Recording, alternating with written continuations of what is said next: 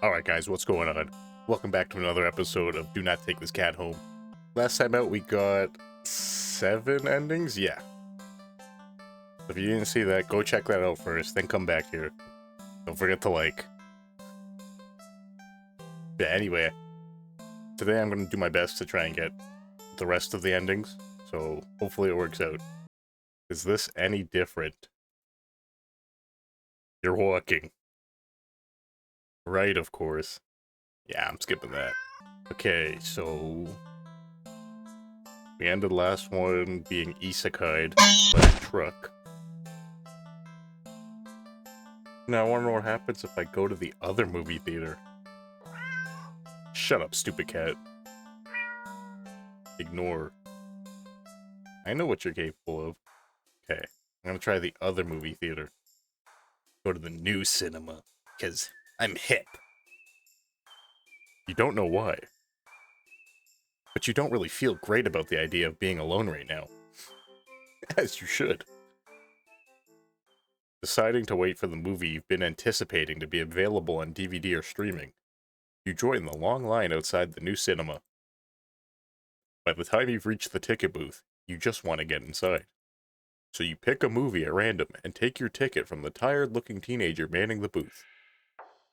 The decor is chic and sleek, and the inside is bustling with people. It's not what you're usually into, but it's kinda nice not being alone. Even if you feel a little lonely watching families and groups of friends laughing amongst themselves. You'd get some popcorn, but the lines at the concession stands are long and the prices are criminal anyway. You go through the halls, and follow the signs to the theater designated on your ticket before heading inside.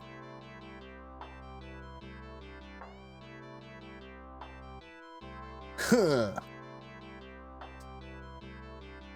sigh at the sight of the absolutely crowded theater. You head towards a seat only to be told by the person next to it that it's being saved for someone. This happens a few more times before you finally manage to get yourself settled into a seat annoyingly off-center to the screen. But the screen is at least visible, if not a little too close, so you grit your teeth and bear it. The lights fade out. But the chatter doesn't. The rest of the audience seems content to talk through the commercials and even through the trailers. You figure the chatter will stop when the movie actually begins. But it doesn't get even slightly quieter as the opening scene starts to play out. Is he gonna get, like, bombarded with noise or something? His head's gonna explode? You sigh out loud, not thinking anyone would hear you anyway. This is why you avoid movie theaters like the plague. Oh. Uh-oh. Suddenly, the screen changes, showing the face of a black cat. A familiar black cat. Confused murmurs fill the room, but then the cat on the screen exposes himself and gets put on a registry. Meows. Oh, I never would have guessed that. Yeah, yeah, yeah.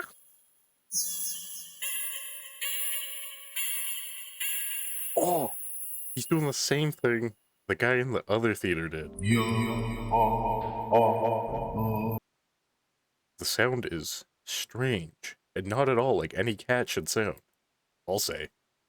Haunting, almost melodic, and layered as if made of multiple voices of different creatures. Creatures that would probably never say, Yeah, yeah. all this time it's been a Japanese cat. You sit in confusion, wondering why you haven't already gotten up and left to complain to the cinema staff. But then you hear it. It's scattered and dissonant at first, but among the crowd, people start to chant along with the cat on the screen.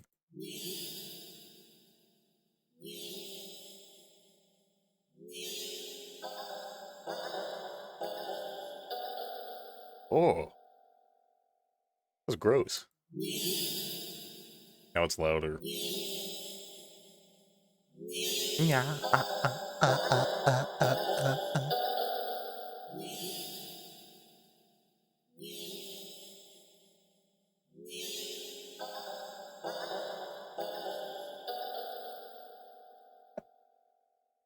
Soon, the entire room is chanting in perfect unison. Everyone's staring intently at the cat on the screen. You're feeling strangely drawn to the screen yourself, but the compulsion to stare blankly like the others isn't that strong. For now. Also, you start to notice out of the corner of your eye that some of the people in your immediate vicinity are naked, looking at you. That's what I knew was gonna happen.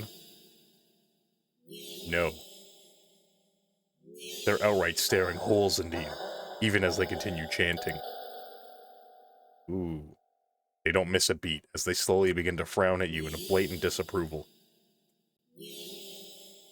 Their scowls deepen as time goes on, as if they're getting impatient. I mean, I'm gonna try either of these eventually, so let's just try option A. Try to leave the theater. The theater. This is too weird. I need to get out of here. Well. Gathering your courage, or perhaps putting your fear to use, you stand up, fully intending to leave the theater. When everything comes to an abrupt stop. All of the chanting stops, even the cats chanting on the screen. You tense and risk a glance around the theater. Eek! Oh, they're all staring at you. Every single one of them. They're not moving. They're not even blinking. You swallow, throat suddenly dry. You swallow, throat suddenly dry.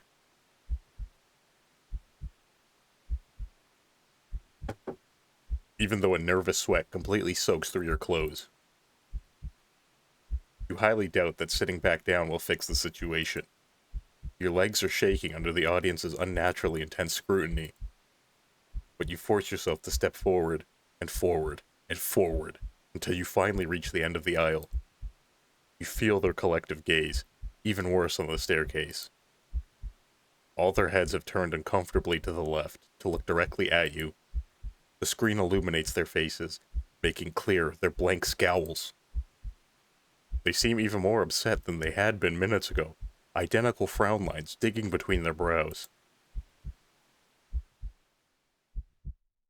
You keep going, the heavy atmosphere becoming more and more oppressive with every step. You're so tense with anticipation that you fully expect someone to grab at you from behind. And then? But no one does. You don't hear any of them even get up. Don't hear any of them even get up. You exit the theater, holding your breath as the doors close behind you. That was too freaky. You briskly walk through the halls, putting as much distance as possible between you and the theater full of people. Finally reaching the lobby, you just barely manage to catch yourself from falling to the floor as you gulp in huge gasps of air.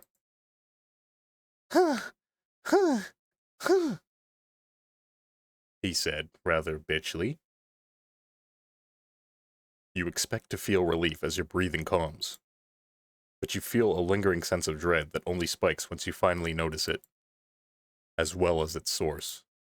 You look up, and your stomach sinks. Oh! What did we see? What did we see? Oh my. Oh man. Ooh. Okay. I did not see that coming.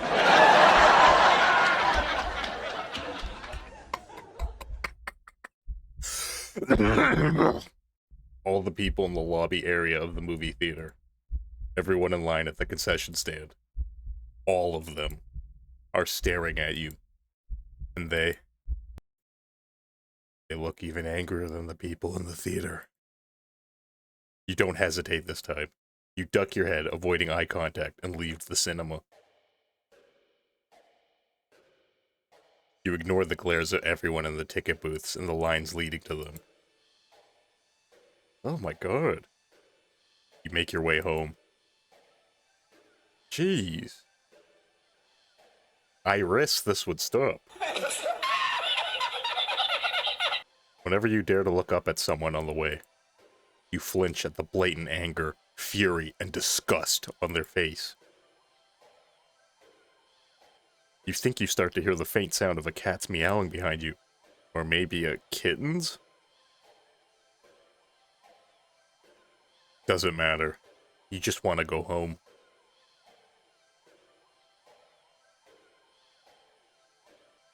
You reach your front door and fumble with the keys, cowering from the look of pure hatred on your neighbor's face as he stares at you from his door.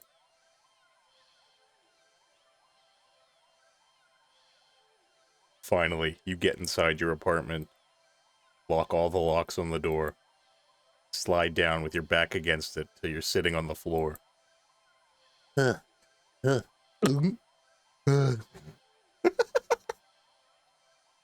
You allow yourself a moment to breathe. Now home, your heartbeat calms and your fear slowly bleeds from you, leaving you feeling strangely empty. You pass the kitchen, head to your room, and slip under the covers of your bed, trying to fall asleep. Maybe it's all just a bad dream.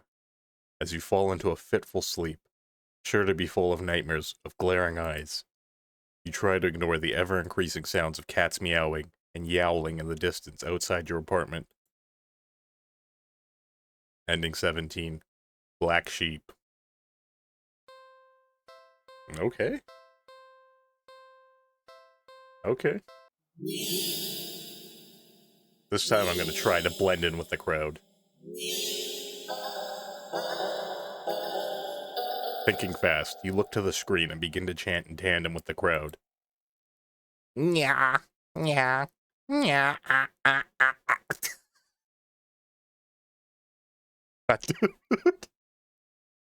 yeah, yeah.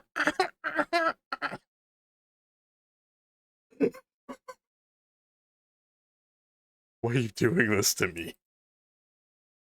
Don't you fucking dare. You feel the harshness of the collective gaze start to ebb away. The air in the theater becoming lighter once again.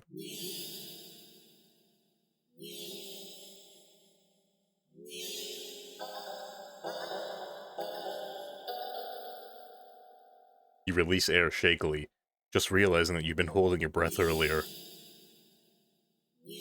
You feel stuck. Surely you can't just up and leave now. Not after whatever all that was. The people around you all seem fine now. But there's no telling if they'd get aggressive at you for even moving too much. Never mind outright getting up and leaving. Come on, we've already seen what happens if you do that. You decide to let this run its course. Hopefully someone will come along. Right? Or at least turn the film off. You continue to chant along with everyone. Yeah, yeah, yeah.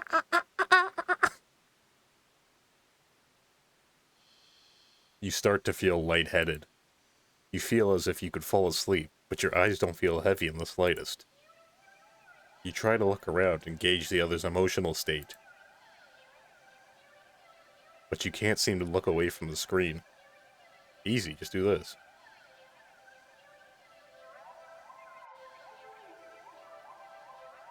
You try again, but you're still locked into eye contact with the cat on screen.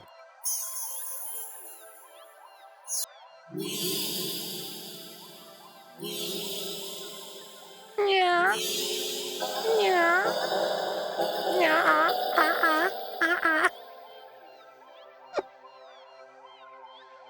You attempt to physically force your line of vision away. You steel your nerves, ready to throw yourself to the ground if you need to. But your body only gets as far as tensing up for a moment before completely loosening itself again, making you lay back limply into your seat. You think you should be panicking right about now, but even your brain feels limp. Your thoughts. Your thoughts a vaguely muted pastel pink. Airy, sickeningly sweet, and loosely spun. Like cotton candy. You like cotton candy. You think you shouldn't mind your thoughts and body being like cotton candy either. So, why get up and ruin that? It's nice here. You're more at peace than you've ever felt before in such a crowded room. Still chanting, you've never felt so aligned and in tune with another person. Let alone with an entire room full of complete strangers. You're not alone. Out of the corner of your eye, the person next to you starts to sink back even further into their chair. Then they sink more. Then more. Not like they're slouching or reclining, but more like they're... Ew. Disgusting! Deflating. Ooh. Their skin bunches up and wrinkles like fabric as if their muscles, their bones, have started to disintegrate. Their eyes dim before sinking into their sockets. Their mouth, still attempting to chant, falls open over a cut-off "Nya," gaping as the world ends in an awful hiss. A final, weak release of air. You muse thoughtfully about whether or not you should be distressed at the sight. But even then, the blanket of peace doesn't leave you. Suddenly, from the pile of skinning clothes next to you, you see a lump moving around. You watch in dazed fascination as the lump makes its way to the part of the skin where the head used to be. And out from the mouth, Oh my god! crawls a tiny black kitten. If I ever go out, that's how I want to go. You know, it's like when people die and they get they get turned into a tree, you know? I want to be turned into a cat. Nya, nya, nya.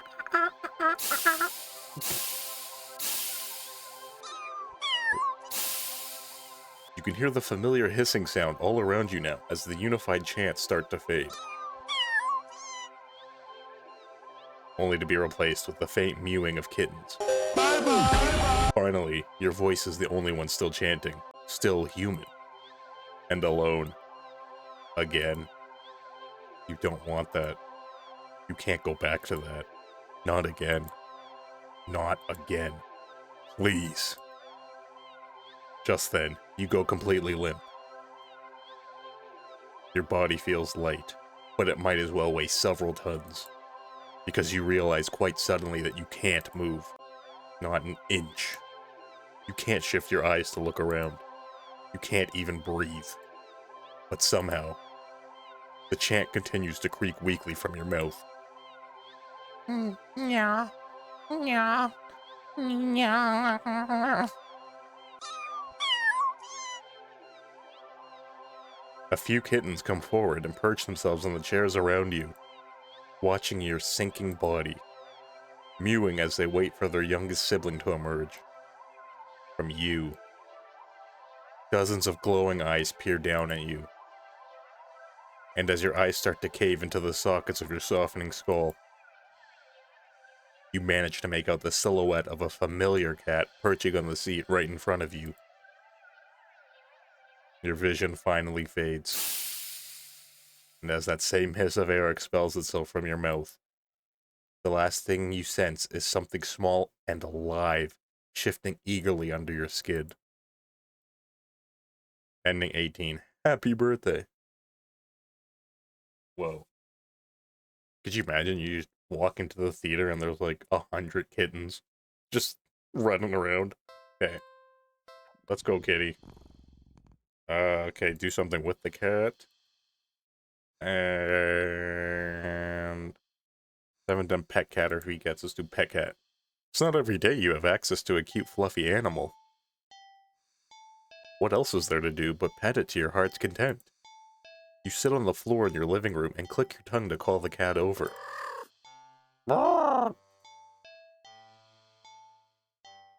The cat dashes over to you immediately, climbing into your lap. Poor thing. You just want some attention, don't you? Meow. Alright. You carefully pet the cat. Rub behind an ear. A scratch under the chin. A smooth sweep along the back. Buh, buh, buh. Good. Buh. You keep petting the cat in your lap, enjoying this bonding time together. But the cat starts to get restless after a while. Keep petting. You're about to lose that hand, boy. You're not quite ready to stop. You feel so calm. The repetitive action soothing your usually overworking mind. You keep petting. Meow! The cat leans away from your next head pat. It's trying to get out of your lap. Keep petting. When you scratch under the cat's chin, it bites at your fingers. You might be bleeding, but really it barely hurts. More of a warning than anything. Meow. The cat struggles in your hold. It's watching you closely. Keep petting! You keep petting the cat. Well, somebody's getting a little upset. Shut up, Mr. Whiskers. Chomp!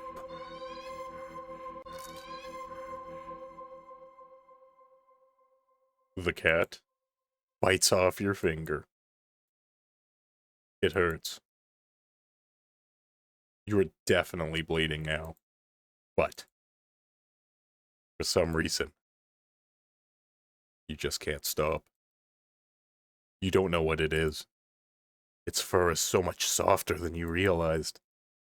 You'd think that it would be shining in the faint light of your living room, but it's as if the darkness of the cat's black coat is sucking in all the illumination around it, rendering it completely null. You're drawn to it, like you're somehow holding a deep, dark abyss right in your lap.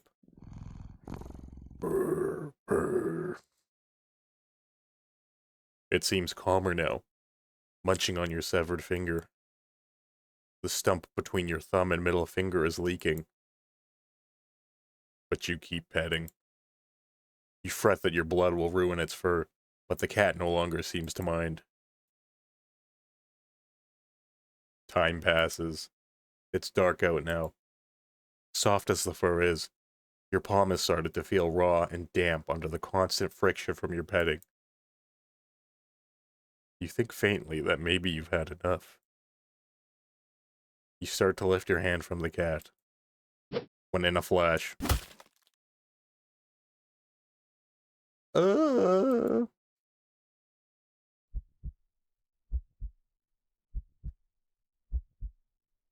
goddamn. Your entire hand is separated from your wrist. It flops onto your lap beside the cat. The cat's claws on its front right paw glisten with crimson liquid. You don't feel it for a moment, but your body tenses, anticipating the pain as you blankly watch the cat lick at the bloody palm of your severed hand. It hurts. It hurts. It really, really hurts. Then, the cat looks up at you, and you feel compelled. You're just gonna pick up his severed hand and start petting him with it. To keep petting. You're reluctant, but you're also afraid of what will happen if you don't heed the call. What will you lose next if you try to resist again? You were hurt for your insistent petting earlier. Yet now, you've been hurt for trying to stop. Dilemma! It defies all logic. But that's what scares you. There's no reasoning with such fickle whims. You feebly try to raise your uninjured hand to pet the cat. But it stiffens, golden eyes glinting dangerously. Well. Alright then. You raise your bleeding stump and resume your petting to the best of your ability. Pros. You pet and you bleed. You pet, and you bleed. You pet? Anybody want to take a guess on what it's going to say next? And you bleed. You pet, and you die. Ending 7. Personal boundaries. Okay, I want to see what happens if I try to leave, but then it coaxes me back. Feed the cat. What could I feed it? The cat must be hungry, right? You can't imagine that it's had much to eat if it's so attached to that box it's in. Though, it doesn't exactly seem malnourished either. Surely it must have left the box to search for food then. For some reason, something in the back of your mind tells you that's not the case, and not to think on it any further. Well, either way, you can't exactly enjoy your day out knowing you left behind a hungry cat, especially when you could have done something to help. So, what to do about the hungry kitty? Check pockets. You like lint? Hey, what do I have in my pocket? Febreze. Interesting. You find a small piece of string in your left pocket. Not very helpful. Kidding me? Cats love string. The string is far too short. An eager and excited cat leaping for it could easily lead to you getting bitten and scratched. That's not nearly as bad as what just happened to you. In your right pocket is a bar of chocolate. I don't think they're allowed to eat that. You find a chocolate bar? Is it? No, but it's not even expired. Quite the find indeed.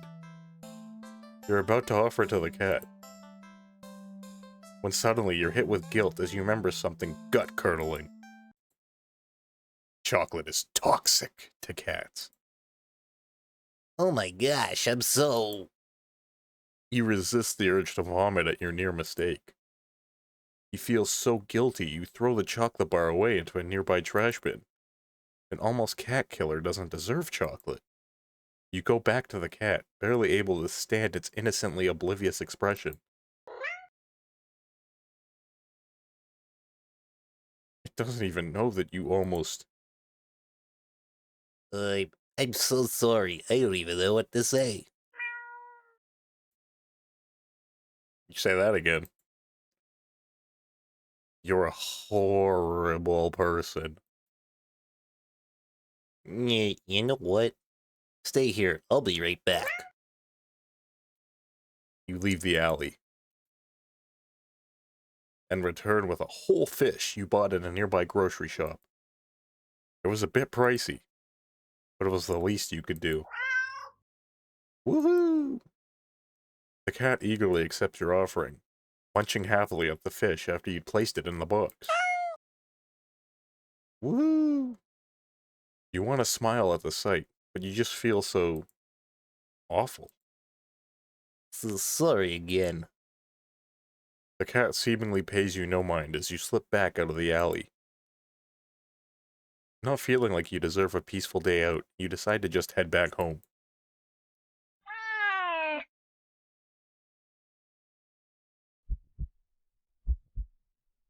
Ooh, enemy cat. On the way home, you notice more cats than usual watching you from their hiding spots. But you try not to think about it. Bro, they smell the fish on you. Maybe you need to wash yourself down there. Just saying. You can't help but wonder if they know what you'd nearly done. But it's not like you meant to hurt anyone. Knowing this cat, I would feed it the chocolate, okay? Oh, here we go again with the vagina eyes. Right?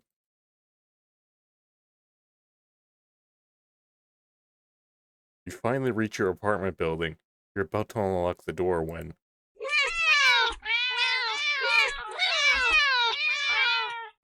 Sensory overload!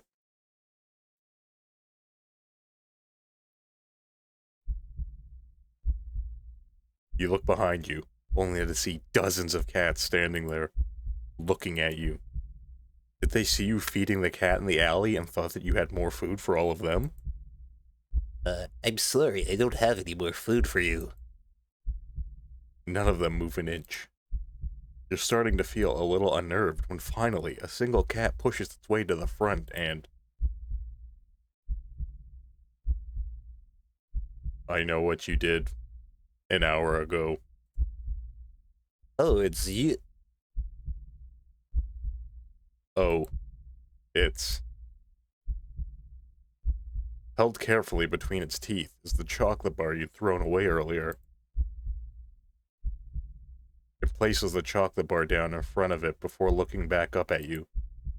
All the cats look up at you. You can feel their judgment.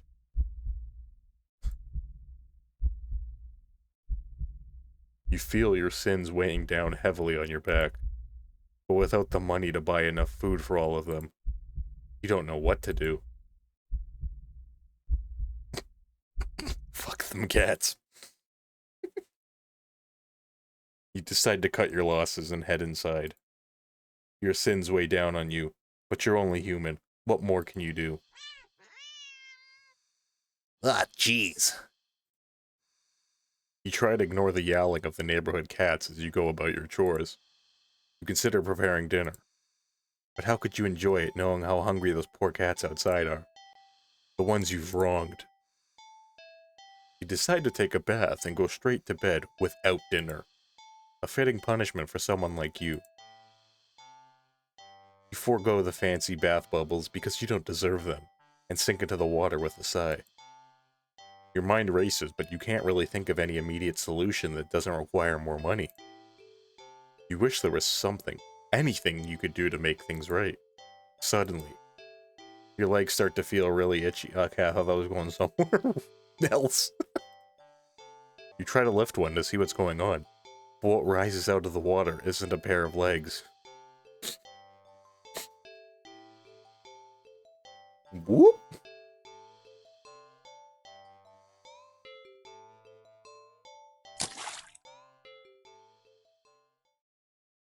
It's a fishtail.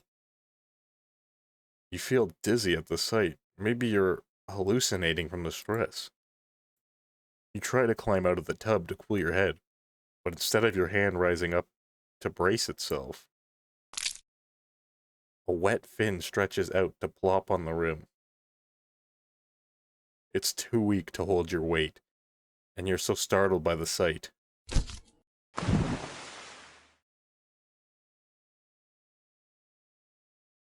That you slip and smack your head on the side of the bathtub, passing out almost immediately.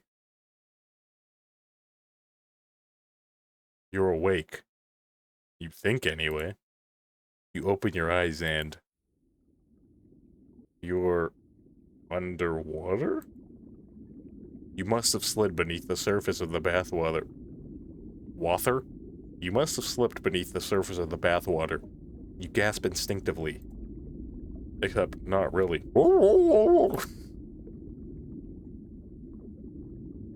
A bubble simply floats out of your mouth. Up, up, up to the surface. You're broke as heck, so you know your bathtub isn't that big. Did you... shrink? But how? And even if there were a reasonable answer, it wouldn't explain how you haven't drowned yet. You swim to the edge of the tub and see the truth in your shadow's silhouette. Looks like you turned into a freaky fish guy. I am not a freaky fish guy! You've been... turned into a fish? This isn't possible. Or should I have said, this isn't impossible. You don't get any time to ponder over this, unfortunately, because just then, a shadow looms over you from above. You look up and see the cat. It peers down at you from beyond the water's surface. And then, Then you realize, this is the answer. This is how you're meant to atone. With a heavy heart, you swim up to the surface. The unaliving ending. The cat scoops you up, tossing you out of the tub and onto the bathroom tiles. As you flop around, gasping for air. SpongeBob SquarePants! Or water? You realize the cat wasn't alone. Dozens of hungry eyes peer down at you. You can hear the yowling of what sounds like hundreds of cats outside your bathroom window. You send one last look to the cats before closing your eyes and accepting your fate. As the cats descend upon you, tearing at your flesh, you find yourself mourning the fact that you're not even big enough to feed all of them. Even in the end, you couldn't properly atone. Your efforts, your life, all of it, amounted to nothing.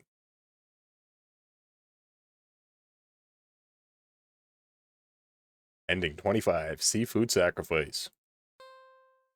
See, if I ever get eaten, I hope I at least taste good. This time I'm gonna beg for their forgiveness. You collapse to your knees and bow down low as you start to earnestly beg for their forgiveness. I'm so sorry, I swear. I'd do anything to make it up to all of you, but... But you're out of options. Suddenly. I don't even know how to... You feel something stir in your stomach and swim its way up to your throat. Pause! Closing off your airway as it tries to force its way out of your esophagus. It finally succeeds with aid from your helpless gagging.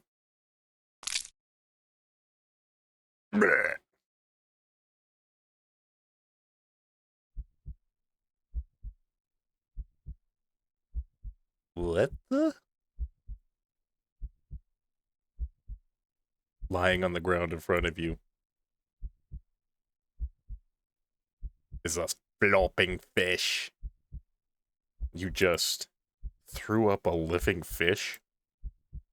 What the hell? The cats come rushing forward, all tearing hungrily at the fish. You're happy to finally be of help, truly.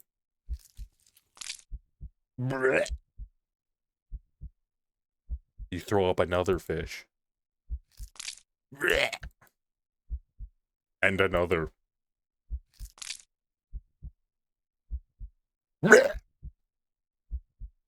And another. And your stomach hurts. You're getting dizzy. You fall to your knees. Tears and snot are streaming down your face. By the time you cough up a... Tears and snot are streaming down your face. By the time you cough up a final, tiny, bloody fish and collapse forward. Your throat and stomach both burn in a way that feels dangerous. You start to fade out. Despite the pain, you strangely feel a more overwhelming sense of hopeful pride. That you've made up for your disgusting actions. That you've been forgiven.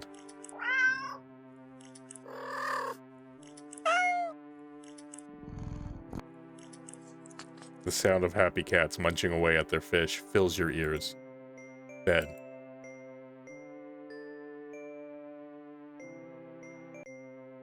you feel something being nudged into your hand. It feels like it's the bar of chocolate you found in your pocket. Ugh. You smile weakly. You successfully atoned, but you don't really have the strength to eat your reward. Sadly, the last taste in your mouth as you leave this mortal coil doesn't get to be that of chocolate, but raw fish. Ending 24, Fishing for Pardon. Okay. Oh, what?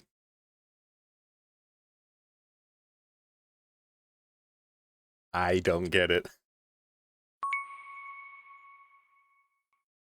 Wow, look at the twinkle in your eye. I'm sorry. What is this? I'm so sorry. I was just so tired of everything. Not you. Never you. But I couldn't be the person you deserve. Couldn't ever hope to be. You were so amazing. Smart and talented and independent. You shined. But in comparison, I... Damn it. So stupid. So worthless. Crazy monologue going on here. But when it approached me, it didn't tell me that it wanted me. It needed me. Maybe that's what I wanted all along. Wanting could be so fleeting, but to be needed? There was nothing I wouldn't give to have someone tell me that I mattered to them. That they needed me.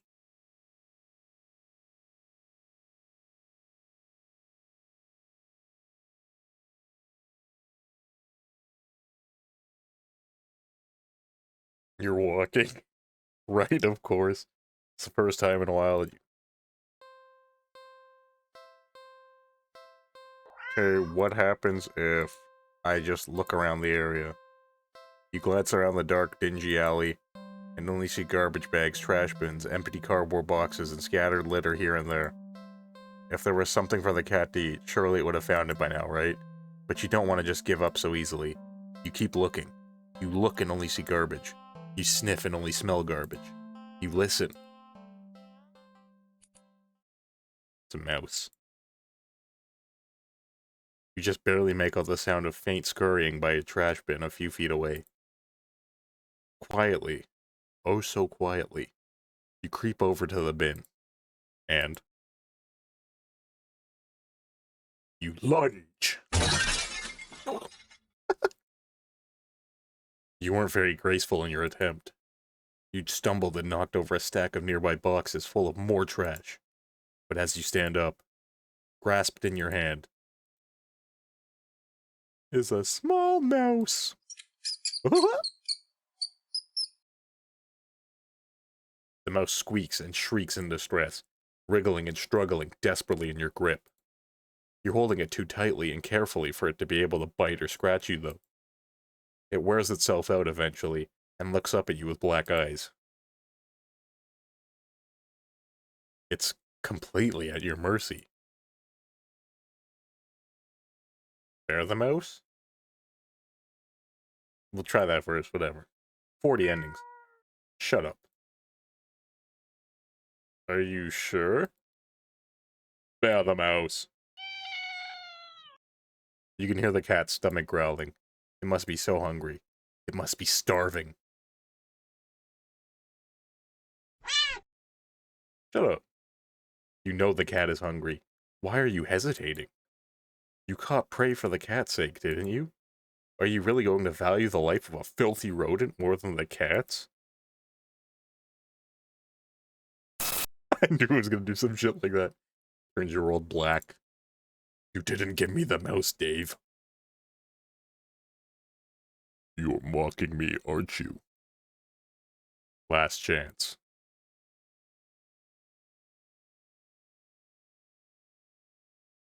Hand over the ray.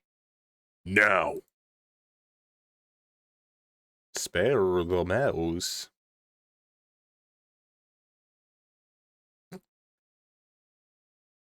You let the mouse go. It scurries away, squeezing into a tiny hole in the wall. But you don't pay it much mind.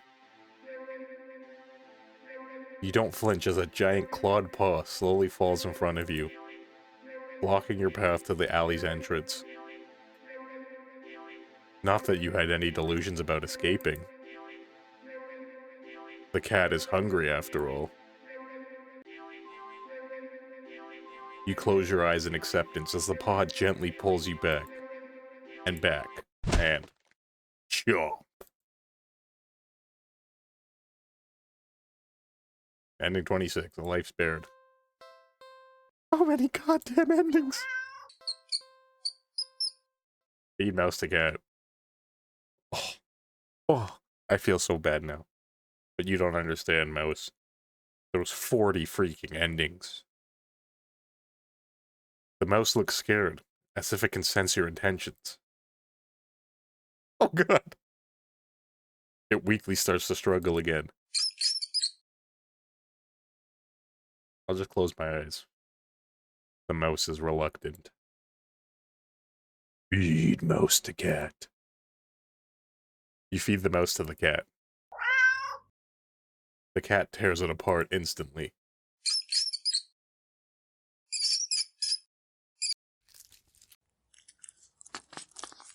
Rip. The mouse's pain squeaks and squeals pierce through you until they're abruptly cut off. Satisfied, the cat mews happily at you, red tinting its fangs.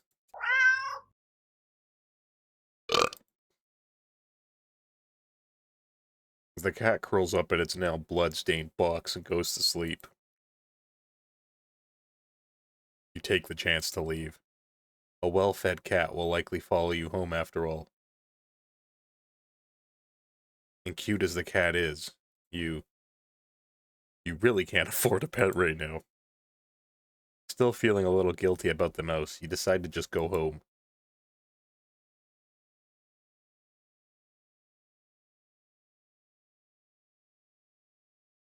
It was a long trip. God damn. After a long walk home, you finally enter your apartment. You head straight for your room. And collapse on your bed, falling into a fitful sleep.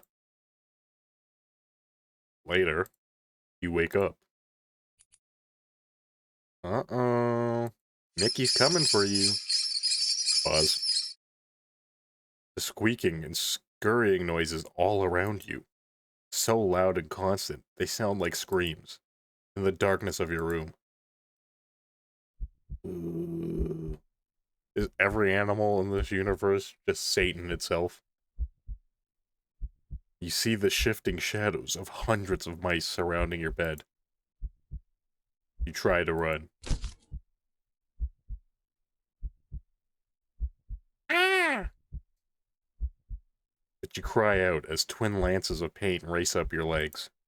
You fall off the bed in your attempt to escape. The hordes of mice dodging you as you crash to the ground. You can't stand up. Looking back and squinting in the dark, you just about make out the source of your pain. Oh, trypophobia warning. The flesh and tendons on your heels and ankles are mangled. Bitten through your socks. No, leave me alone. Desperate, you crawl with only your arms towards the door. The mice descend upon you.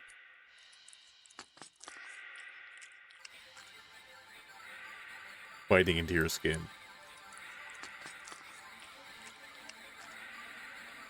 Gnawing away pieces of you. You start to fade in and out of consciousness. But you still reach up for the doorknob. Your arm heavy, weighed down by the mice clinging to it with little claws and tiny teeth. You manage to jostle the knob enough for the door to slowly swing open. Get up.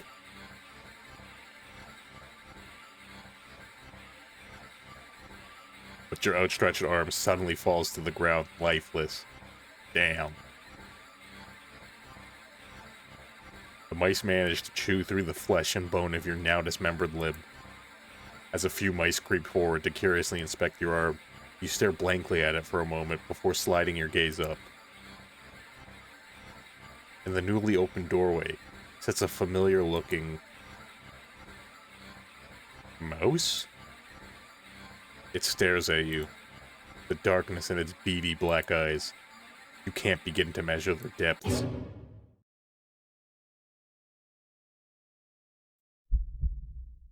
Ooh. Nor the hatred pouring out from within them. All of it. Aimed at you.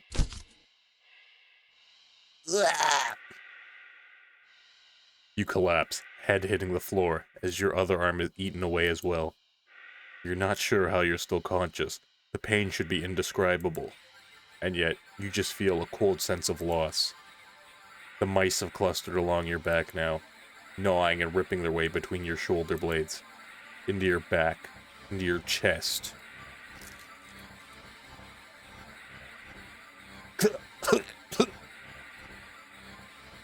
You weakly cough up blood. They must have damaged something important. You feel something being pulled out of you. And in between the moments, that blankets of darkness fade out your vision. Splat. You hear something wet plop on the ground in front of you. You pry your eyes open and see it in front of the mouse. Man, I guess he didn't have the heart to tell the cat no. Weirdly shaped, red with your blood and pulsing, and oh, that's your heart, isn't it? The other mice all descend upon it, abandoning your half-eaten body. You are losing a lot of blood. You feel sleepy, but you also feel anger? Yes. So much anger. How dare they? How dare they? The last thing you see before your vision fails you is a pair of glowing eyes leering in from the darkness beyond the doorway.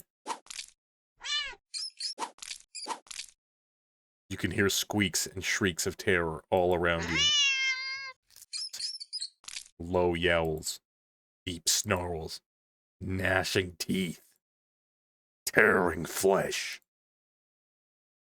As your remaining senses leave you, you smile weakly with the last of your strength, when something with soft, slightly damp and sticky fur nuzzles your cheek. The cat's an anti-hero. Good kitty. Ending 27. Well fed. Play with it. You just want a little attention, don't you? The poor thing must be bored sitting in that box all day. You're not sure you're much of an interesting companion, but you're willing to do your best. There's gotta be something you can entertain the little critter with. But what? You have string in your left pocket. Oh my god, so many options. You dig into your pockets. You find a small piece of string in your left pocket. Not very helpful. Man.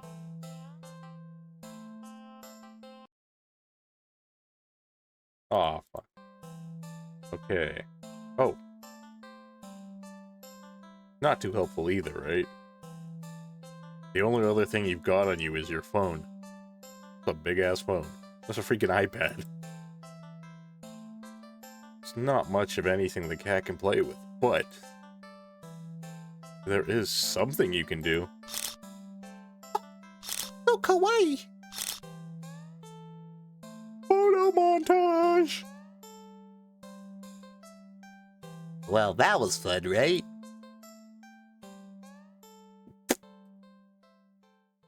Well, you enjoyed yourself. With nothing else to do and no intention of taking the cat home, you decide it's probably best to just leave. You don't want the cat to get too attached after all. At least, you'll have some memories to take with you. Okay, see you around, I guess. Good luck. The photos are gonna be haunted, obviously. Okay.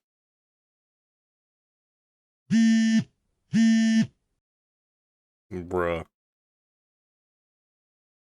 The cat's texting you. You up? What did I even say? You turn and walk away, but does you leave the alley? Okay.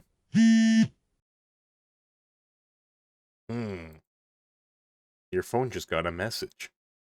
You open it up and... What?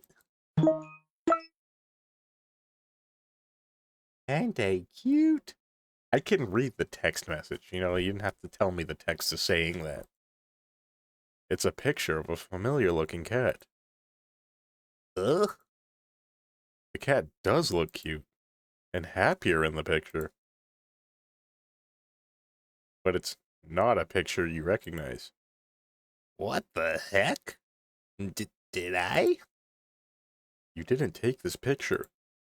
You peek over your shoulder at the cat. But the cat is simply looking at you.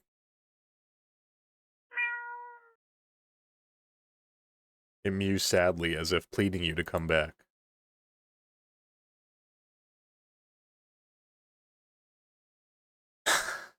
Okay, get out of the alley. You ignore the cat and briskly walk out of the alley without another look. Ugh. That was weird. You're a good distance away when... I was prepared this time. Not again. You reluctantly look at the new message and... Don't ignore me.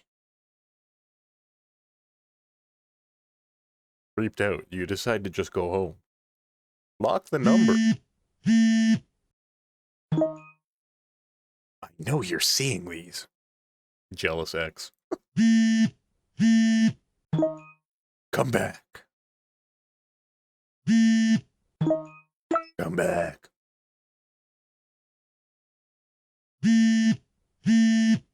Oh my god, this cat's thirsty, bro. He's gonna be like, I miss you.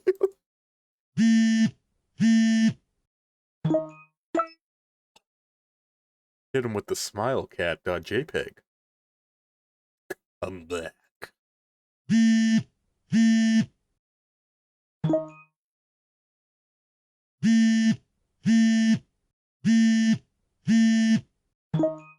Come back, come back, come back, come back, come back, come back, come back, come back, come back, come back, come back.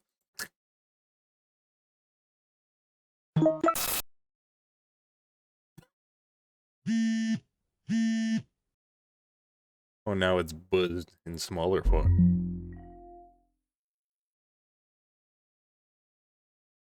I can see you. Oh my god, who the hell cares? I can always see you. You can't hide. I'll always find you, oh whoa. Your eyes dart around nervously, certain that you're being followed. But there's nothing there.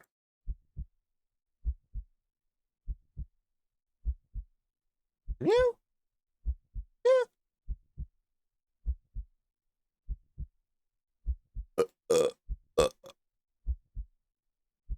You're finally home, but you feel too shaken for any relief to calm you down. You rush to the bathroom and slam the door behind you. Stop scratching.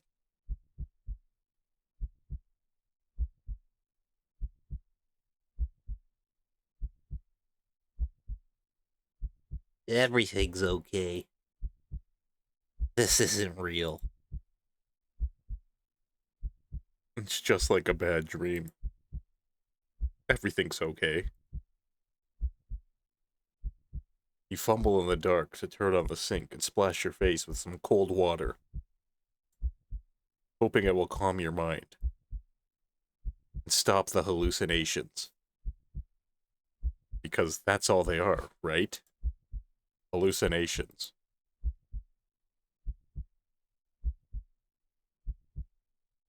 You're really regretting leaving home today. You must have been overworking yourself more than you realized. Yeah, that must be. Who's ready for that?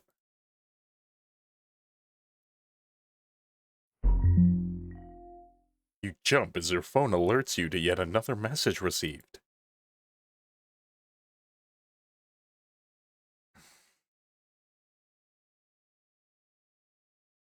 So many multiple options. Ignore. The phone vibrates insistently over and over. And you just can't look. You keep your eyes squeezed shut, your fingers tightly grip the sink. In your mind, you beg whoever or whatever is doing this to just stop already. Please, please. Please, just put me out of my misery. You mutter this quietly. You don't really mean it. You don't. But as the words take shape in the darkest corners of your mind, the phone immediately stops vibrating. You think that this would give you relief, but you only feel dread sinking heavily into your stomach. You can feel eyes on you. You can feel puffs of air on the back of your neck. Damp, deep, and slow. You take a deep breath and open your eyes. You look at the mirror. Nothing. You peek around the room. Still nothing. Nothing at all. But you know that something is there, waiting to be acknowledged. For you to accept the fact of its existence. Only then will it deign to give you peace. To free you from a life of constantly looking over your shoulder, of fearing your own image, your own reflection. You can feel its patience, limitless and old. You can't win against it in a war of attrition. Your lifespan will long expire before it tires of you. Holy crap. So, you close your eyes and accept it.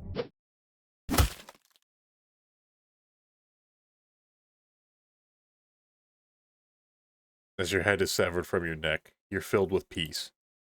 Grateful that at the very least, you never had to see it. Whatever it was. Ending 31, headshot. Huh. Here we go again with the mention of Pennywise. Okay. Check the phone. Let's see what it is. With shaking hands, you look up at your phone. My friend. Nice. Ooh, what? Startled, you whirl around and instinctively jump back. You flip, smashing the back of your head into the bathroom mirror. Oh, you can see his eyes. You don't register the pain just yet, your eyes shifting wildly around the room. There's nothing there. Nothing at all.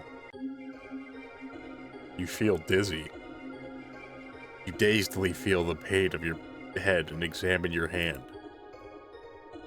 You can't really see anything, but it feels warm and wet. The smell of copper fills the air. The dizziness overwhelms you and you collapse on the bathroom tiles. Help. You reach for your phone to call an ambulance. The batteries are dead. Ending 30, photo bomber. Okay. Okay, now let's see what I can play with. I look around the area. Search around, but there's really nothing in the alley that looks interesting enough for the cat to play with, so maybe... How about a game? You decide on a game you've known since childhood. Red light, green light. A classic. Teaching a cat how to play might be a bit of a challenge, but you get the feeling the feline's natural hunting instincts will help it along. You walk to the entrance of the alley, the cat meowing at you. Don't worry, I'm not going anywhere. You exaggerate your movements, covering your eyes with your hands, and turn around. 1, 2, 3. Red light. You spin around.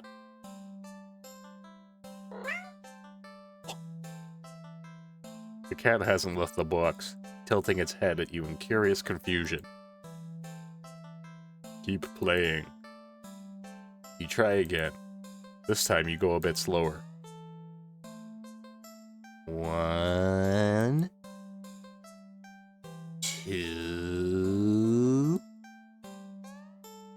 3. Red light. When you turn around this time, the cat is out of the box. Yay! The cat freezes under your stare as if it thinks you can't see it if it doesn't move, because you're a Tyrannosaurus Rex. So cute. Satisfied that the cat is getting the hang of the game, you turn again, speeding back up. 1, 2, 3. Red light. You turn around. The cat is a few steps away from the box now, peeking out from behind a dumpster. Its eyes trained rather intensely on you.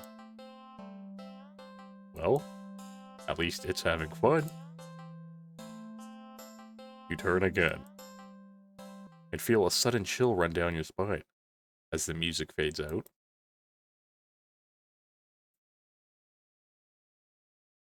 You feel silly. But not like a silly Billy. Just silly. But you can't help counting just a little faster this time. 1, 2, 3, red light. Whirling around after saying red light, you look at the cat. It's halfway down the alley, close to you now, but it's as if the perspective of what you're seeing is off somehow. Doesn't the cat look a little bigger? Its pupils are thin slits now.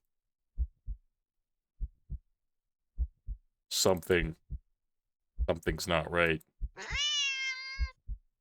The cat meows at you again, but it sounds much deeper than earlier.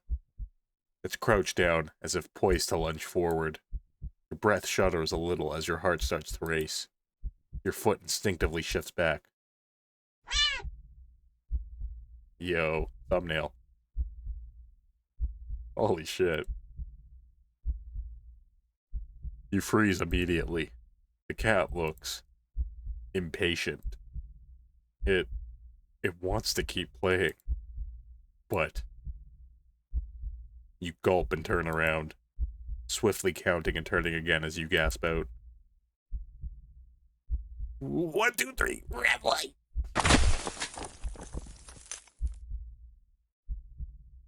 The ground shakes as you roll back around, to find yourself staring at a long surface of black fur. You slowly look up, and up, and up.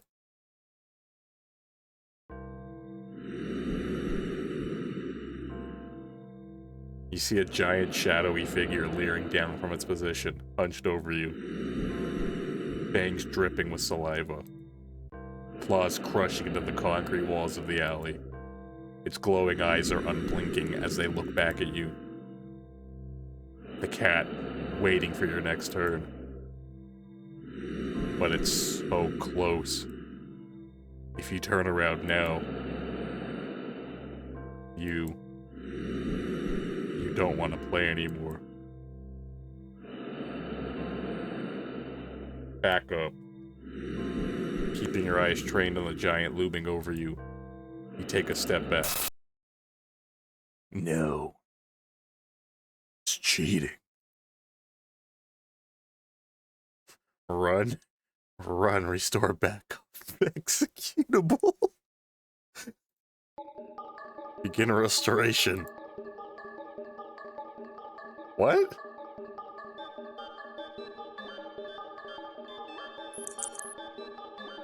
Oh, what is that supposed?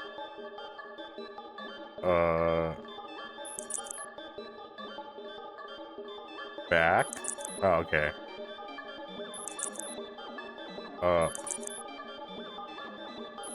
Okay, that was pretty simple. Restoration complete. Back up. What are you doing? Stop! You'll break. Back up. The cat stares as you keep eye contact and back up. You step back. And back. And as you take one more step back out of the alley,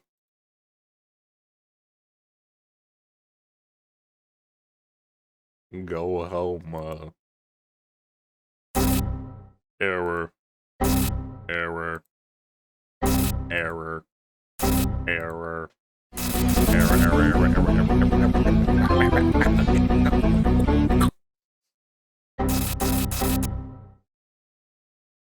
The world outside the alley seems to be broken. What exactly did you do? Ending 33. Error found. Let's try running. He's just gonna eat me. Yeah. You don't even finish turning around before claws grip your torso, digging in and piercing the soft flesh of your stomach with ease. As you're lifted into the drooling, gaping jaws above you, you can't help but think that there must have been another way out of this. But pointless regrets are pretty typical for you, aren't they? Ending 32, Fear Quitter.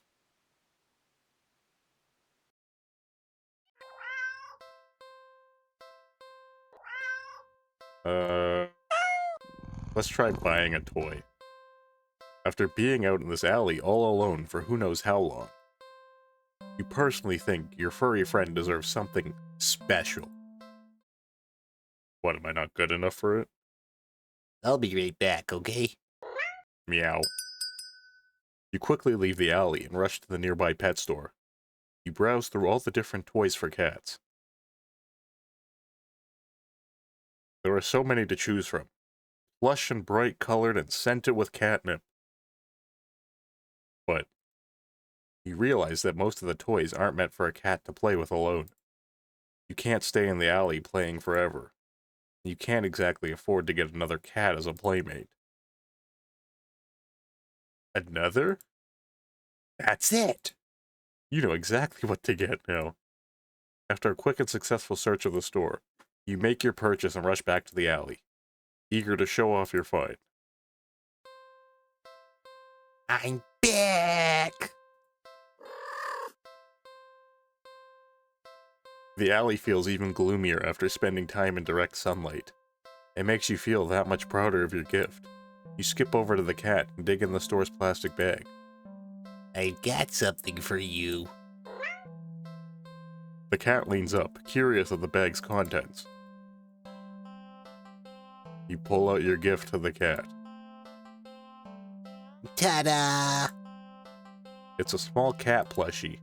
The plushie is a light orange cream color with burnt sepia stripes, making it resemble a tabby cat. The synthetic fur is soft, but not unrealistically so. And the large eyes are a pale green, more subdued than you would have expected for a toy. There's no denying it's just a plushie, but the thoughtful details still make it almost uncanny. The real thing. Which makes it perfect. A companion for the cat. And one you could actually afford. Win-win. That's not all. You give the plushie a little squeeze and...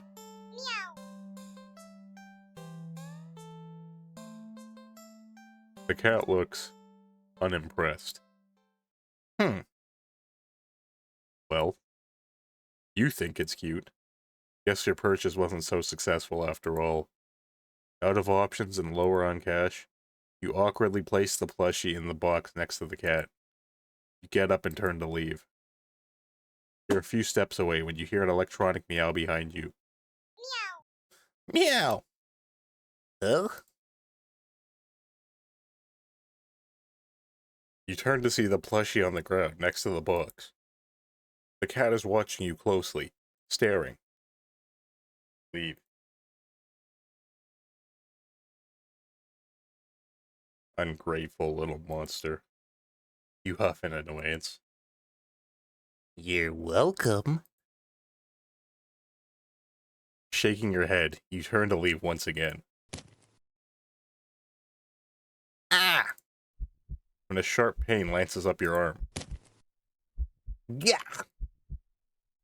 Crying out, you grab at your arm only for it to... Oh shit. Fall off. Your arm just falls right off. You stare in shock at your severed limb on the ground.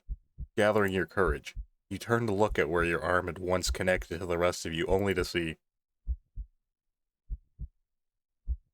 Not blood, it's cotton? Touching it, the stump doesn't even hurt. That is...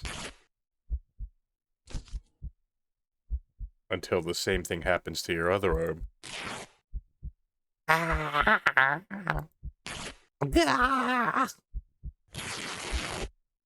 Ooh. Ah! You fall when both your legs succumb to the same nonsensical fate, crying out at the agony that comes and goes like it never happened, as if you're not currently laying on the dirty ground of an alley, limbless. What in the world is going on? You can't make sense of it. You can't think straight. That is blinding. The pain has receded, leaving you with a strangely empty pit in your stomach. Considering you still have a stomach and it wasn't replaced with... As you lay back, helpless and still in shock, staring at the sky. Oh. The cat's face appears in your line of vision. It lunges at your torso and stares, biting and clawing into your chest like you're a chew toy. It doesn't hurt anymore. You feel like it should. You're not sure if you're glad that it doesn't. Eventually, you feel the cat pull something out of you. A small doll that looks very, very familiar. It's hard to tell, but that doll is... that's you. Isn't it?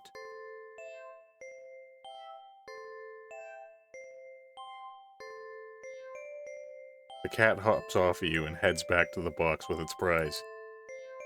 At least, you think so. Everything's too dark to tell. You wake up and find that you can't move an inch. You can't look around. You can't even breathe. Though none of those realizations seem to be a problem. All you can see is the face of a familiar-looking cat curled around you, purring in its sleep. For some reason, this doesn't bother you. You're not sure why you feel like it should. You try to latch on to the thoughts in your head that feel like memories of another life, another time, another you. But the thoughts slip away like forgotten dreams.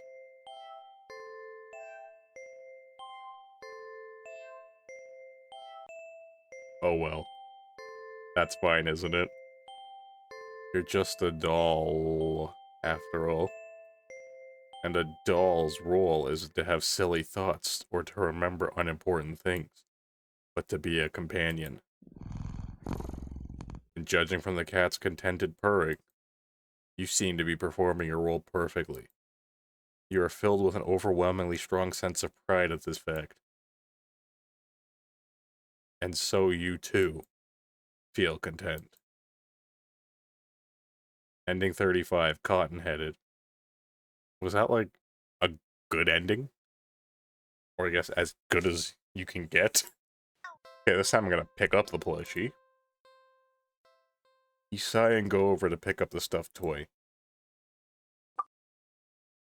You really do just want attention, don't you? You hold up the cat doll, examining it a little. It looks a little different. I knew it. Did it just look at you? Meow. Meow.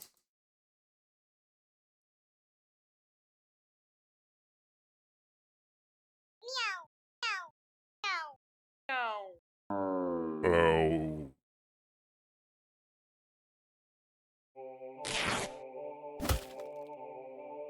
Damn. Jeez. The plushie somehow opens its sewn-on mouth before biting into your wrist. Ow, stop! You try to fling it off, but its grip on you is strong as it drinks your blood, ravenous and frantic. You hit it against the concrete walls of the alley. You try to tear at its sturdy fabric. But try as you might, you can't seem to hurt it or make it stop. It's just a toy after all. Eventually you start to feel faint. Enough to collapse to your knees in defeat. The stuffed doll is drinking more calmly now, as if its previous aggression had been a mere reaction to your desperation. It seems satisfied that you're no longer putting up a fight. You think you blacked out for a second, because though you're still sitting, the next time you're conscious, your eyes are closed. You feel so weak. You have to use all your strength just to pry open your eyes, and when you do,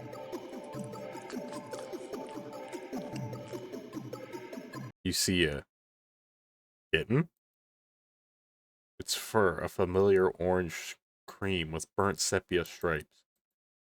It's lapping at your wrist. Oh, so cute. The kitten lifts its head and looks at you with piercing pale green eyes. It mews at you with a high squeaky pitch, mouth covered in blood. It'd be downright adorable if you weren't about to die from blood loss.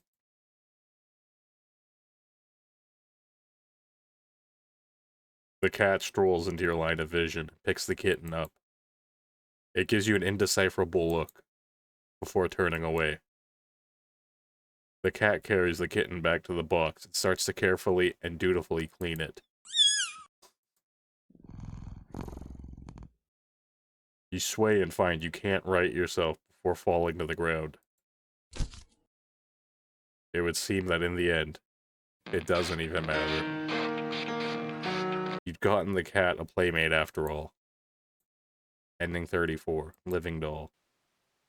Okay, I think that's like all the possible alley endings. Like, what else is there that I could do? This time I'm gonna take the cat home. Let's get some more home endings. And let's do something alone. Like what? Watch a movie. So you decide to watch a movie. You get dressed in your favorite pajamas, make some popcorn with an obscene amount of butter, and head over to your armchair. Only to discover that the cat is already napping in it. You frown a little in thought. Your couch isn't at the best angle for the optimal TV viewing pleasure, and you don't feel like pushing it around and having to put it back later. The only options you have left are to sit on the floor, or move the cat and reclaim your throne. Good luck with that. We're sitting on the floor first. You decide to sit on the floor. The cat is a guest after all, and you pride yourself on being a good host if nothing else. Well, at least you would if you'd ever had any guests over before. You grab a blanket and some pillows and make a comfy nest in front of the chair. You pop in a random movie from your collection and can tell instantly that it's one of your favorite horror films. So you just grabbed a movie like you didn't look at it once? You didn't even look at it to put it into the DVD player? You've seen it a few times already, but it never fails to get your blood pumping. A few minutes in and you're already invested, getting reacquainted with the story and characters. The scares won't come until later, but for some reason you feel like something is watching you from behind. You know it's probably nothing, but you feel compelled to check anyway. You peek over your shoulder. Gah! only to jump out of your skin, jostling a few pieces of popcorn out of the bowl in your lap. The cat is awake and looking right at you. Huh. You take a calming breath, recovering from your heart nearly lurching out of your chest, and immediately feel foolish. It was just the cat, of course. It was so quiet, you've forgotten it was right behind you. Even though it's the whole reason you're sitting on the floor in the first place. You shakily pick up the remote, intending to rewind some of the parts you missed. However, as you press the rewind button, the TV shuts off. You blink, confused. Nothing else turned off. The kitchen's dimmed light was still on, the digital clock was still glowing, and the movie player was still rewinding. The power clearly didn't go out, so why? You feel a chill run down your spine as you catch the cat's reflection in the dark TV screen. It's still looking at you. Cats stare. Silly, it's kind of their thing. Right? And you're a new addition in its life. Of course it's going to study you closely, to see if you're trustworthy. As you mentally reassure yourself, you turn the TV back on.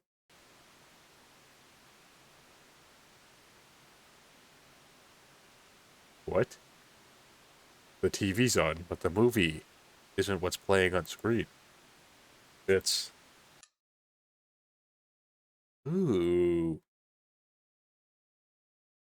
It's you. You watch yourself frown on screen as you feel your brow furrow in tandem. It's like footage of you in real time, like you're being recorded. You feel the familiar sensation of your mind focusing on small details to avoid the bigger picture of your current situation. Avoiding the questions of how this is happening, or who or what is doing this, and why. Suddenly, your mirrored self smiles and waves at you, all on its own. You don't wave back, too stunned to move. The you on the screen doesn't seem to mind, though. It then stands up. It walks out of frame. And a terrified yell rips out of your mouth before you can think to stifle it. On screen, in the chair, is the cat. But it's wrong. Oh shit! What is that? It's become a large swollen mass of black fur. Its twitching pulse, arrhythmical with its slow, almost methodical breaths. Its mouth is a yawning entrance to a black abyss, framed by a set of teeth that looks very, very sharp. Glowing eyes bulge all over its body. It's still looking at you. It doesn't even acknowledge your on-screen persona as they walk back into frame and pet it almost lovingly. Then, the you inside the TV touches one of the cat's fangs. You flinch at a sudden sharp pain in your palm. You look down and sure enough, your hand is bleeding. You're not particularly afraid of blood, but for some reason, the sight of it leaking out of you sends another chill down your back. A thought, clear and terrible, flashes across your mind. It's not just the mutated cat in the TV that's watching you. Is it? Don't look behind you. Don't look behind you. Don't look behind you. Don't look behind you. Don't look behind you. Don't look behind you. You watch helplessly as your on-screen self smiles and nods at you, almost encouragingly. They stand in front of the cat's gaping jaws and look into the dark depths. And as you're torn between the horrifying realization of what's about to happen and the gripping wonder of what they see looking back at them from that deep, deep darkness, they jump in. Darkness is a sudden presence all around you, pressing in, holding you down, and yet you somehow also feel weightless. You can't tell if you're falling, but it doesn't feel like you're laying down or standing either. You feel warm. You feel cold. You feel everything. You feel nothing. You feel nothing. Ending 3, silent film. So I just noticed the title screen is a little more fucked up. Like, look at the face on this guy. It's glitching. That's kind of cool. This time, I will reclaim my throne. You square your shoulders. Sorry, kitty, but that's my spot. You pick up the cat and place it on the floor. It's clearly upset with you. When you try to pet it as an apology, it dodges your hand and scampers away. You shrug and put on a random movie before nestling into your chair. It's some horror film that you love to heckle from beginning to end. Nothing but an endless string of pointless jump scares. That damn cat again. What was that? Was that the bathroom? The cat must have gotten into the medicine cabinet or knocked something over. Calming your thundering heart with a deep breath, you pause the movie and get up to investigate. Whoa. The cat dashes between your legs from the hall. Playing the scene only makes you look guiltier, you know. You're even more reluctant to see the damage now. You just want to relax and watch your bad horror movie. You go into the bathroom and turn on the light. Just as you thought, all the stuff in your medicine cabinet is scattered on the tiles. You sigh. At least none of it looks broken or damaged. You crouch down to pick everything up. Click. Did the door just close? Did you bump it when you crouched down, or... Well, at least the cat can't come in and make more of a mess this way. The lights? You just replaced the bulbs? They weren't faulty, were they? You never remember to hold on to your receipts for situations like these. You doubt you'll be able to get your money back.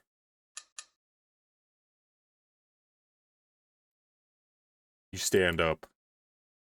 You shake out the pain in your knees from crouching and open your medicine cabinet. Carefully, you place everything back where they belong, making sure nothing is missing.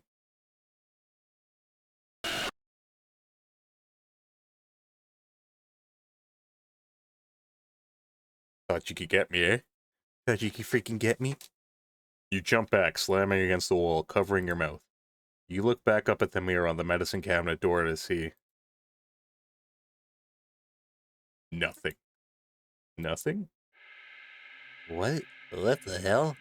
Something was... You know you saw something just now. You know you did. Right? Is there gonna be a difference? Please tell me there's not gonna be a difference. You definitely saw something. Whatever.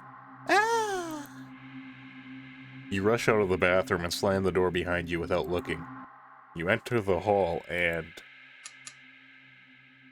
Nosferatu.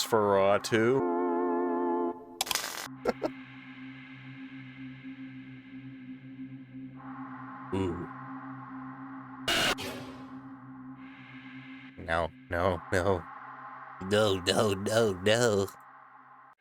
You shield yourself with your arms and... nothing. Nothing again. You peek through your fingers and see... just your usual hallway. You don't feel very good. You need to sit down. You carefully make your way back to the dark living room, trying not to overwhelm your senses any more than you already have. Maybe you should watch something a little more lighthearted, or just lie down instead. You don't know. It's a little hard to think. You just need to sit down. Stumbling forward, you reach your chair, but...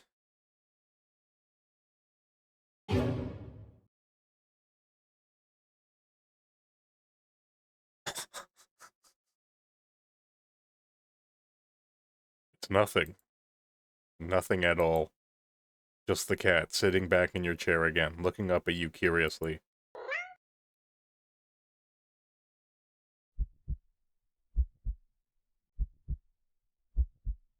But it's enough. Your heart lurched so harshly out of a mixture of fear and anticipation that it completely gives out. Your eyes roll up into your skull. You feel yourself falling back. Here we go again. You're dead before you even hit the ground. Damn. Ending 4. Ooh. Ending 4, real subtle. Real subtle. Okay, one thing I gotta try. I catch the cat in the act instead of cleaning. How are you supposed to finish cleaning up if this little imp is making a menace of itself? No. You know the cat's the culprit. You consider locking it up in the bathroom, at least until you clean the rest of the apartment. But it just doesn't seem fair when you don't actually have any proof. You need to investigate this further. You need proof. Not just for the sake of your sanity, but more importantly for the sake of cleanliness. Because it's next to godliness. You start to clean again and peek behind you, catching mere glimpses of a paw here or a tail there. As with earlier, when you rush back to the living room, the cat is still sleeping. Okay, you want to play cat? Well, let's play. This time, you decide to lay a trap. One your feline friend won't be able to resist. You tackle the kitchen island counter and give it the works. It's glistening by the time you're done. It's so clean. You'd dropkick anyone who even thought of eating off of it. The perfect trap for your little cleaning saboteur. You whistle innocently as you exit the room and hide around the corner of the entryway to the hall. From the angle you're at, you have a perfect view of the cat and the island counter. There's no way you won't catch the culprit in the act now. If it really isn't the cat, maybe you'll give it a treat as an apology for your suspicions. But as you deliberate if you should stop by the grocery store or get some fish, the cat starts to shift? What the fuck was that?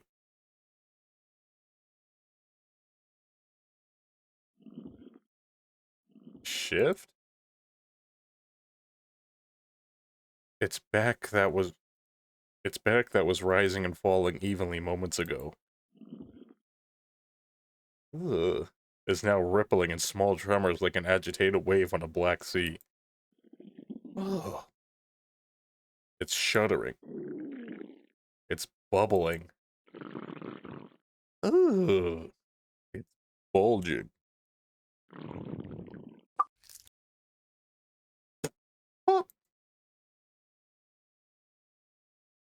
What the hell? You gape in disbelief as another cat bursts out of the still sleeping feline you'd taken home with you. You gape in disbelief as another cat bursts out of the still sleeping feline you'd taken home with you. You're fairly certain that's not how cats give birth. But more importantly, you watch cat number 2 shake itself off before leaping up onto the counter, rolling around on top of it and leaving fur and grime in its wake. Probably should have given it a bath earlier. You feel like your mind is lagging behind the reality of the discovery you've just made, but you don't seem capable of thinking beyond smaller observations. For example, though the hows and whys of what you're witnessing elude you, the more pertinent question that strikes you is that if the original cat is still sleeping, and the cloned cat is busy making yet another mess, then where are all the other clones? Suddenly, the 2 cats look directly at you in perfect unison. Their eyes pin you to the spot with their intensity. But you realize with the familiar sinking feeling of being watched from behind that they're not the only ones looking at you. You slowly turn around.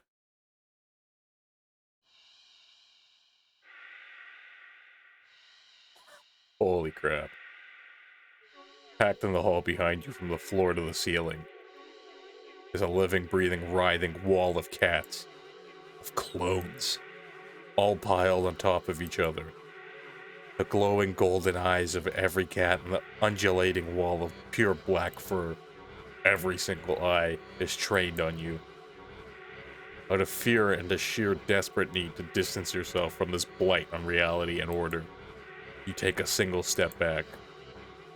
Fade away. And in response, the wall just breaks. The cats all stampeding over you. It'd be kind of cute if their soft paws weren't hiding claws as sharp as knives. You try to protect yourself, but there's just too many of them. Blood leaks steadily from your scratches. You feel dizzy. With what little strength you have, you turn your head and watch as the cats tear through carpet and upholstery, knock over vases and dishes and lamps, claw at the walls. It's going to take forever to clean this up, you think. Maybe you'll tackle it all again later, right after you take a short nap.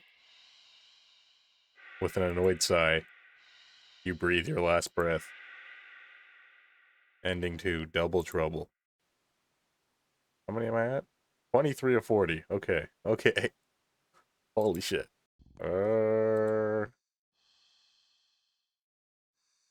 What happens if I stop petting it? Oh, okay.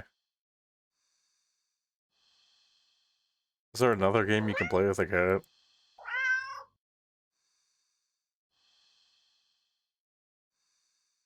Did I do the laser pointer thing?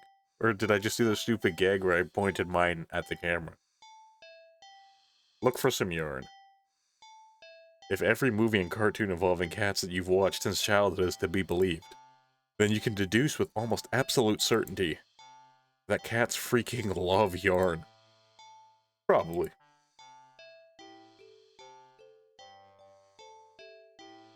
You unearth some from an old box in the hallway closet that's filled with knickknacks from various abandoned hobbies. You consider just handing the ball of bright red yarn over to the cat and supervising from the other side. But that would defeat the idea of playing together, wouldn't it? You cut off a decent length of string from the ball of yarn and go back to the living room. Cat is resting on the floor. It's not asleep, but when it looks up as you enter the living room, you feel like it could doze off right then and there. You'll fix that. You smirk a little, confident with your surprise.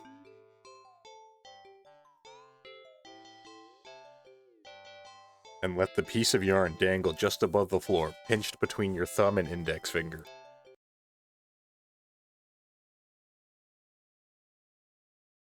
The sudden shift in the cat's demeanor makes your heart start to beat a little faster.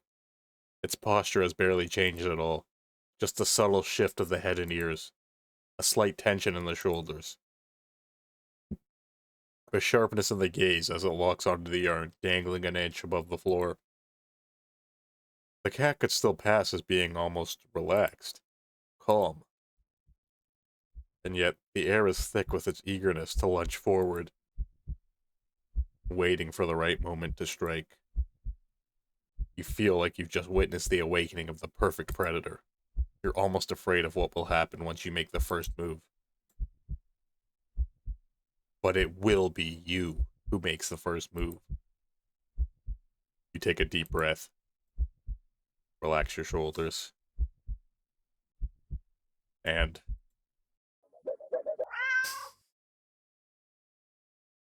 yoink. The cat had lunged the instant you wiggled the yarn, but you're faster. It completely misses as you flick your wrist, making the yarn recoil out of its reach like a terrified snake. Having overshot the landing in its eagerness, the cat stumbles and looks around as if shocked at its failed attack. You generously click your tongue to help reorient it. The cat whips its head around at the sound. You're slightly taken back at the intensity of its stare on the yarn. But you persist. You wiggle the yarn again, encouragingly. And yes, maybe a little tauntingly. This time, the cat anticipates the yarn's upward dodge and leaps up to swipe at it. But you're already one step ahead, puppeting the yarn to dance gracefully out of reach once more. Come on, you can do it. It's a little condescending, but you can't seem to help it. For some reason, it feels a little good knocking the feline down a peg or two. At least, it seems to be enjoying itself. You hope. Anyway.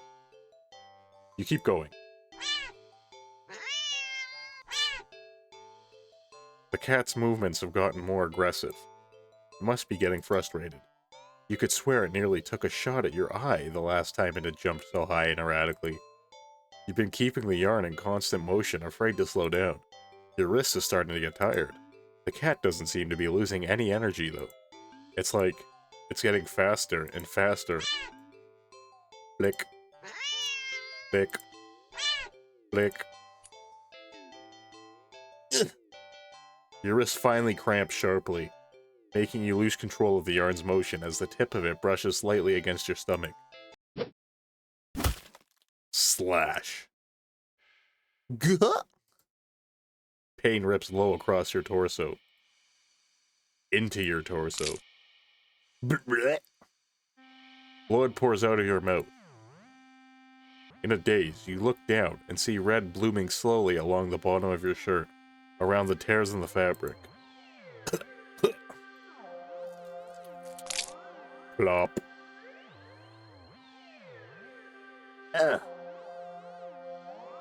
You watch as long, thick ropes of something pour out from under your shirt into a bloody heap on the floor at your feet.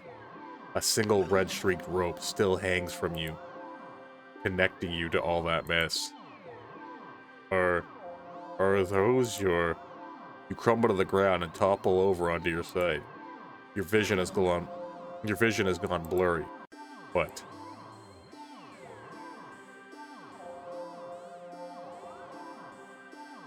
You can just make out the shape of something small and a deep inky black as it walks over and inspects your... Oh god, they're your intestines. Before it starts to giddily roll around in the mass of your bloody insides next to you.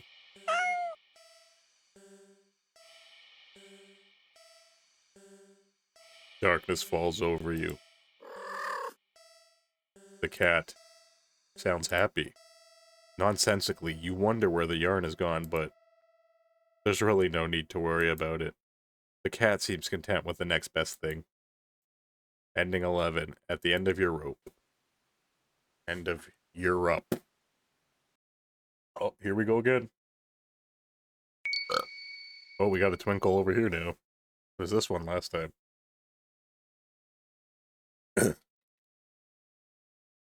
In the days leading up to my meeting with it, I'd been obsessed with a memory. Someone precious to me had found someone precious to them. My best friend. My only friend. I was happy for them, truly. But then, I'd been happy for the others too. They promised it wouldn't happen to me again. That they knew how it felt to be told by someone you cared for that they'd outgrown you and your friendship. That they'd never ever do such a thing to me.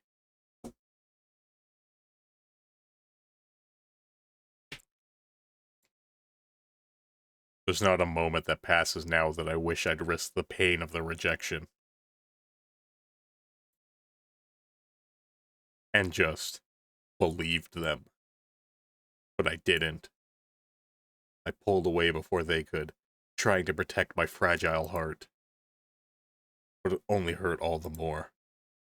Selfish as it was, I'd wanted them to fight harder to keep me around.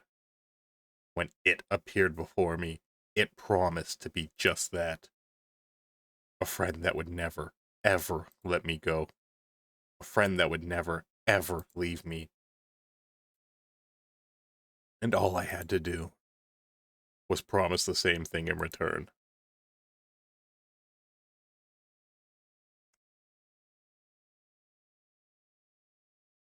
You're walking. Weather good today. That good thing. Maybe good luck too. Yes, lucky. Lucky, lucky, lucky, lucky. Lucky, lucky, lucky, lucky, lucky, lucky, lucky, lucky. Lucky, lucky, lucky, lucky, lucky, lucky. Ooh. Or maybe it was fate? You tentatively allow yourself to feel excited for the possibilities of where you go. Oh my god. Come home with me again. laser pointer. Cats are curious Cats are curious creatures by nature. They're also natural hunters, sort of. Why not pass the time by letting the cat hunt after something it'll never quite understand? That sounds a little mean when you think of it like that. But it's not like the cat will know anyway. Ignorance is bliss, or so they say. So you dig out your old laser pointer from your long-gone dreaded days of group presentations in school. You flip it on and see that even after all this time, the batteries still work. You get a little kick out of aiming it at a mirror hanging in the living room so it reflects off the glass, making a little red dot appear on your knee. The cat cautiously walks over, stopping every few steps to cast a look of suspicion at you. When it finally reaches you, it lightly presses a paw into your knee, like it's trying to catch the dot of red light as casually as possible. You manage to hold back a chuckle, not that it really matters. The cat isn't paying attention to you at all, entirely focused on the light now resting on top of its paw. You move the light a little higher above your knee. The cat reacts immediately, trying to pin the light down. But in the next second, you've already moved it to the floor. The cat jerkily follows, attempting a more energetic pounce when you shift the red dot. Over here. Over there. And over there. By the couch. On the couch. The cat might be ignoring you, but you're certainly enjoying yourself. It's been a while since you've laughed this much. You're laughing so much, in fact, that you accidentally shift the red dot onto a lamp beside the couch.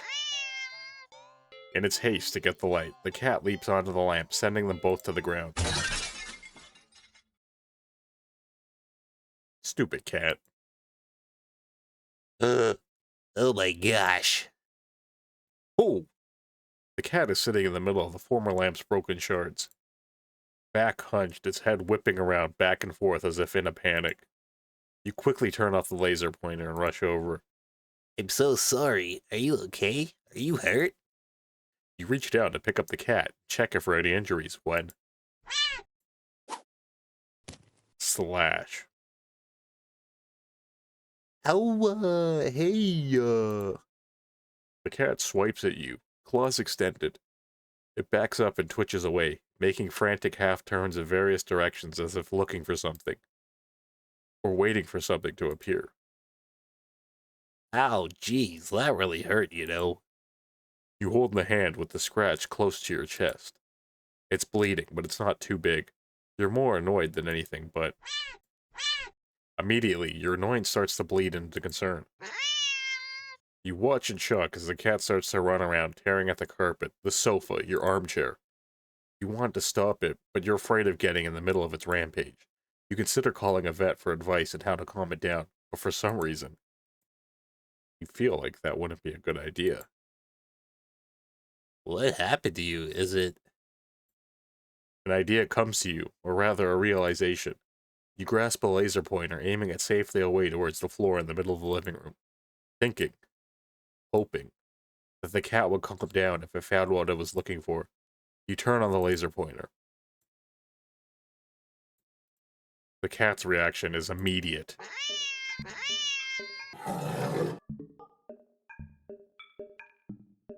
You screwed up. In the span of mere seconds, you watch as the cat spies the red dot from its perch on the shredded armchair. Leaps high into the air. Changes in the air.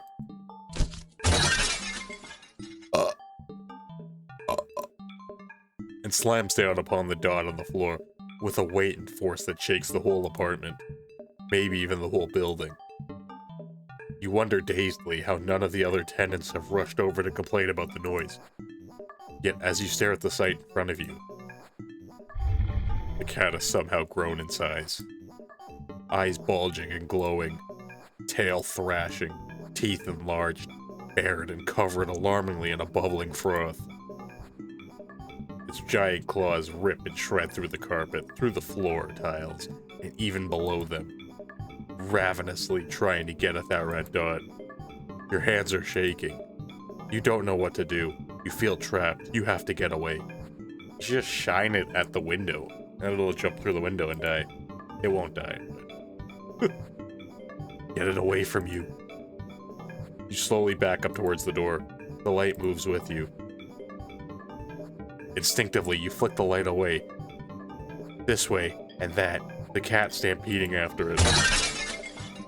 So fast. Smashing through the TV, breaking the couch in half. Too fast. Bulldozing through the wall into the hallway.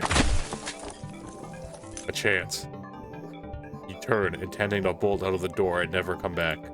But in your haste, you forgot something. You forgot several somethings. You forgot the laser pointer, gripped like a lifeline in your hand.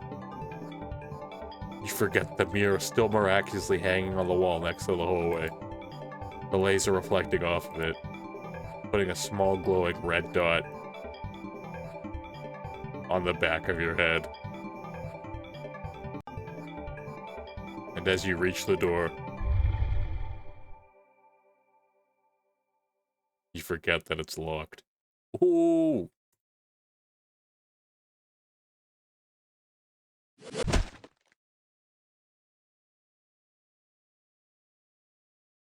You don't even have the chance to turn around before the cat lunges all the way across the room at you. So much force. You're torn to shreds before you can even blink. Ending 12. Targeted. Fuck, another 15 still? Let's not take it home this time.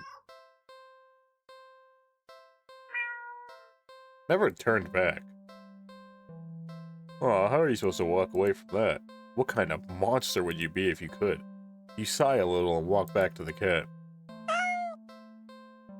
It looks almost hopeful, its tail swishing faster as it leans up a little more towards you, as if eager for your next move.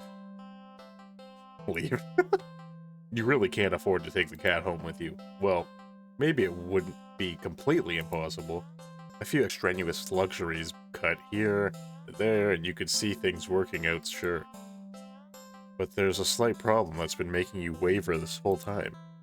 One you simply can't ignore.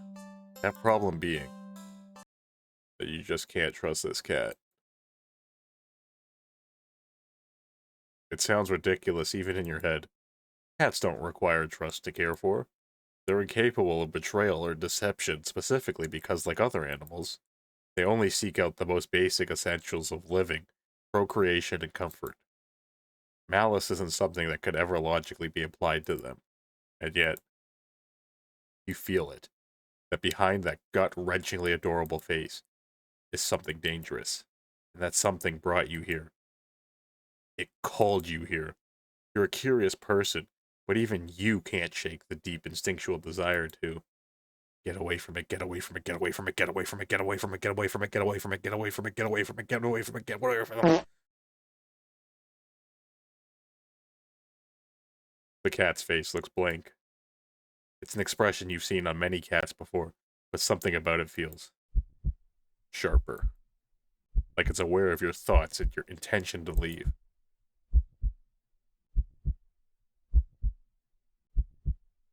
And it's daring you to try. You slowly stand up. The cat tracks your movement with its eyes, not bothering to move its head. You don't say a word. You try not to even think. Get away from it, get away from it, get away from it, get away from it, get away from it, get away from it, get away from it, get away from it, get away from it, get away from it, get away from it, get away from it, get away from it. But you don't really succeed. You turn around and quickly leave the alley, feeling those sharp eyes on you the whole way. When you get a good distance away, you finally take in deep gulps of air.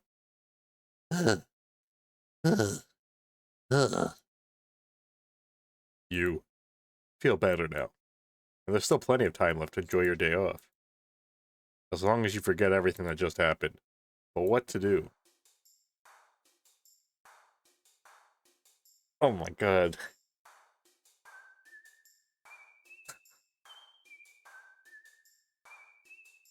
Oh my god. Okay. I'm gonna go to the Carnival. You spend the day at the carnival. Ferris wheel, roller coaster, Pharaoh boat. Rides you've been on before. Hoops, coin toss, balloon darts. Games you played before. Funnel cake, popcorn, cotton candy, food you eat before. All things you've enjoyed before. You're surrounded by groups of people all having fun together, laughing, playing, eating, taking pictures, making memories. And then there's you. The sun hasn't started to set yet, still high in the sky, but it will soon. You start to wonder maybe you should just go home for the day. When you stop in your tracks, you see something new. An attraction you've never seen before. A maze of funhouse mirrors. It sounds kind of lame, honestly. There isn't even a line to get in. But then, what else is there to do? As I'm at the right. You enter the maze. Okay, good, because I thought there were going to be like 6 more endings out of that. What the? How did you get back here? Away from it, get away from it, get away from it, get away from it, get away from it, get away from it, get away from it, get away from it, get away from it, get away from it. You leave the alley quickly. What now? Go watch a movie. It's been a while since a film came out that looked interesting enough for you to drag yourself to a movie theater, but there's a showing of one such film at the old theater. It was a little too niche to be picked up by the new cinema that opened right across the street. It's okay though, you're not exactly a fan of the crowds, but nothing runs the experience from Go to the old theater. Woohoo. Can't skip anything. Yeah, and here we go. Okay. The cat's face looks...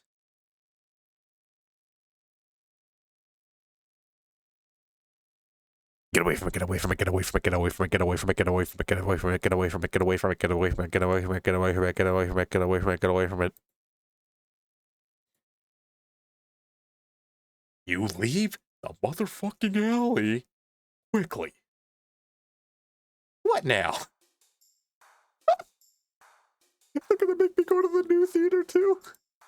Oh my god.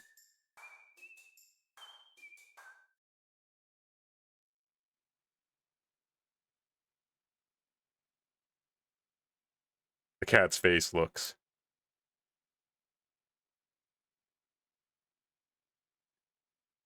GAFI. Get away from it times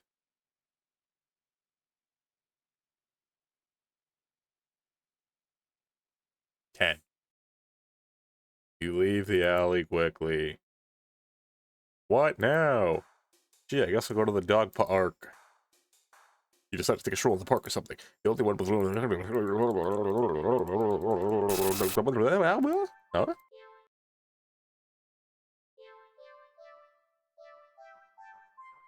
Playing frisbee fetch, running, jumping, even napping. Such dogs are disgusting. They should all just die. Wow. Rude.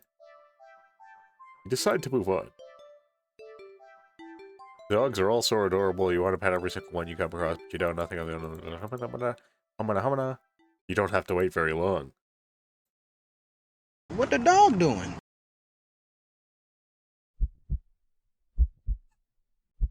Well, I mean, that's better than telling me to kick / kill / eat it.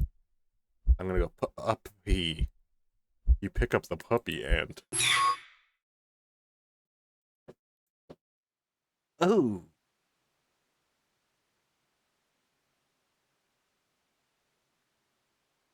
Yikes. Smile cat. Cartoon cat. The cat's face looks... It's... Get away from it times 10.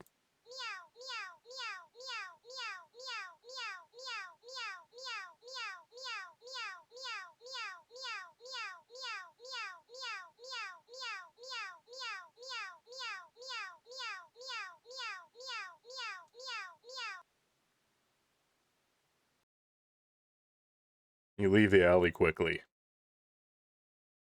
What now? Go home. Wait. Haven't you done this before? You feel sick. Looking around, you suddenly realize that unlike earlier, there isn't a single person in sight. You're alone. You're completely alone.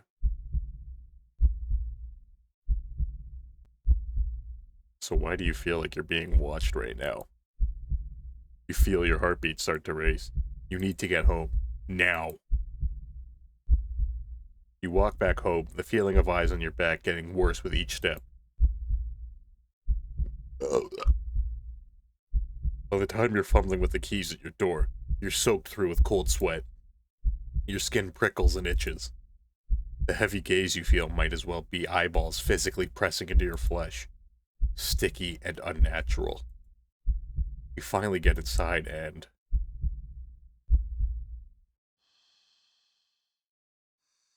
Ah! The weight of relief and the sigh that escapes through your lips actually causes you to physically shudder. The horrible feeling from earlier immediately dissipates as if you were never there.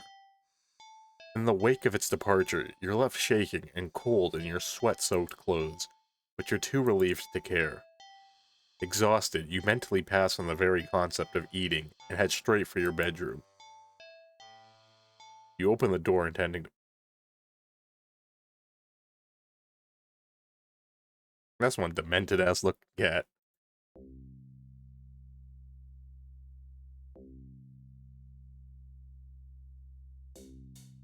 Not again. No.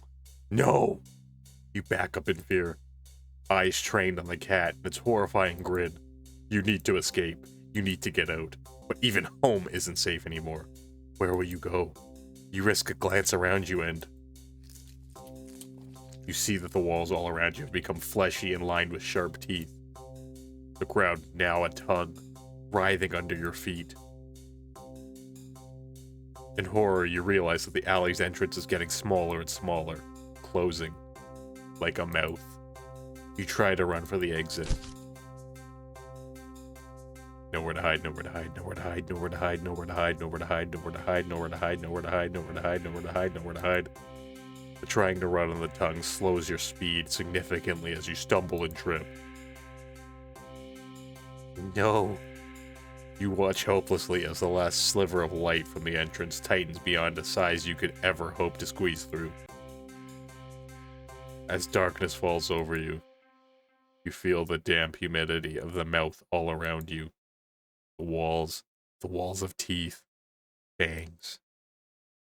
Take their time closing in. Closer, closer, and...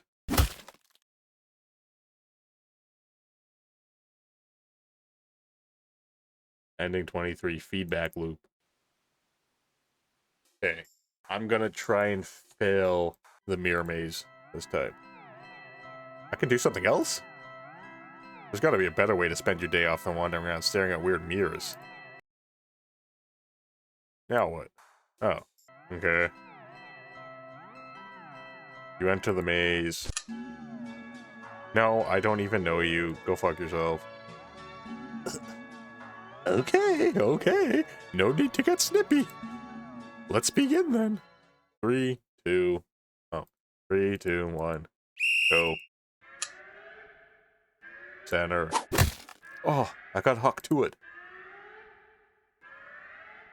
Okay, next room. I want to know what happens if I get killed by a monster.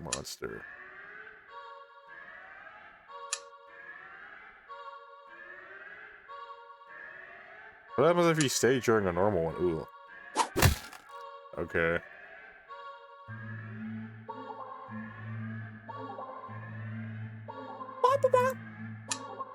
Ooh. Ow, not that way. You died.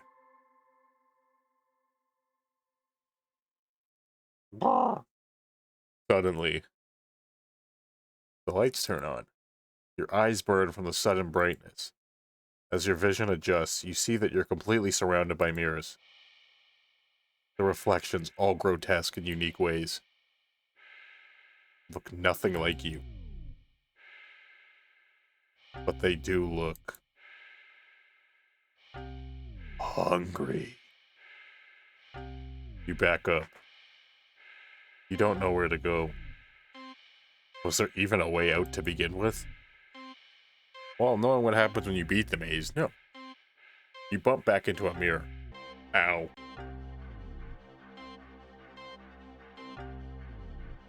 Ooh. And feel a hand firmly grip your shoulder. Chomp. Yeah. There's a sharp pain in your other shoulder. You rip away, looking back to see something lean out of the mirror.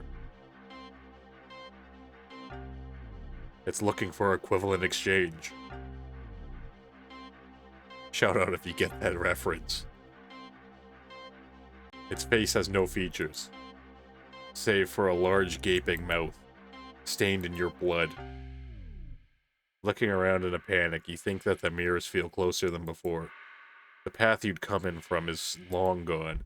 You're surrounded, and every time you blink, you could swear the mirrors were getting closer, and closer, and closer.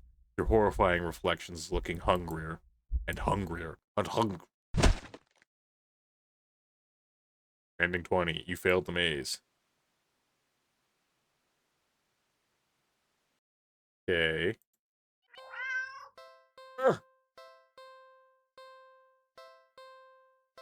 Let's go to the dog park. Leave, I guess.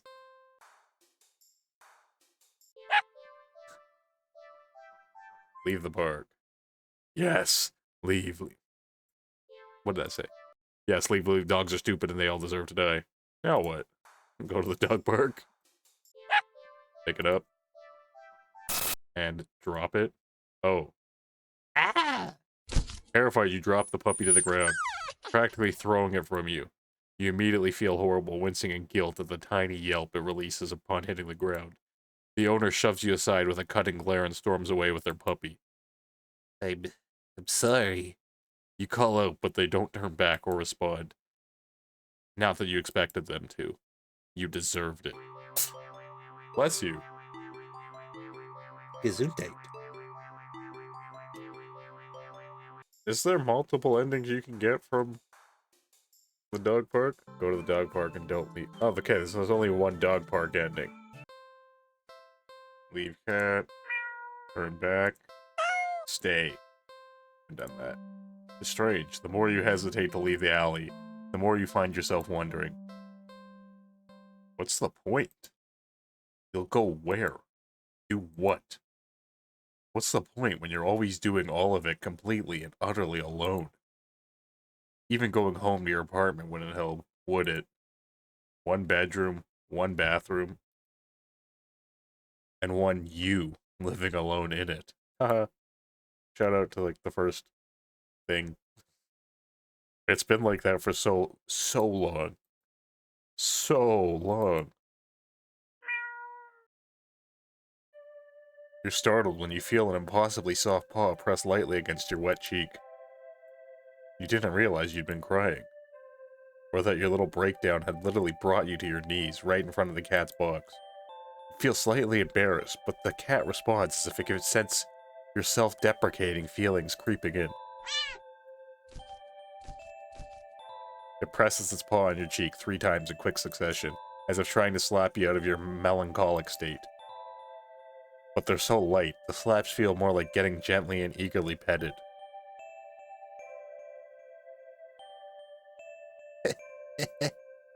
You can't help but laugh a little. Can't believe I'm having a meltdown in a dirty old alley with a stray cat comforting me. Aww. You smile and show your gratitude with a scratch to the cat's chin. Thanks.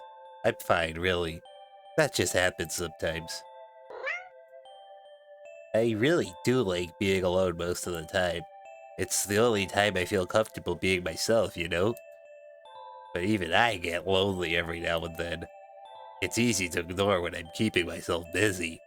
That's why I push myself to go out today, I think. Heh, or maybe I was hoping to make a friend or something.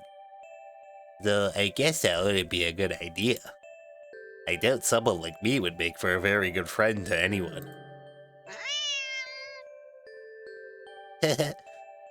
Okay.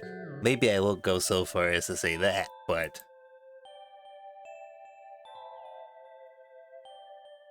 You stay. And just talk to the cat. About anything that comes to mind. Your isolation, your loneliness, your many fears, your losses, your emptiness. Although, the longer you stay there, the smaller that once significant emptiness feels. It's been so long since someone just listened. Your words shift to gentler topics, your hopes, your dreams, happy memories of the past.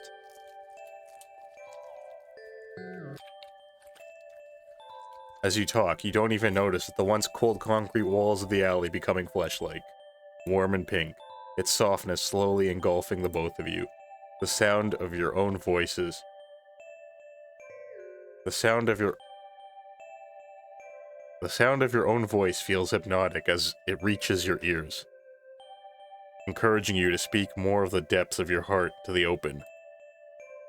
You give in easily.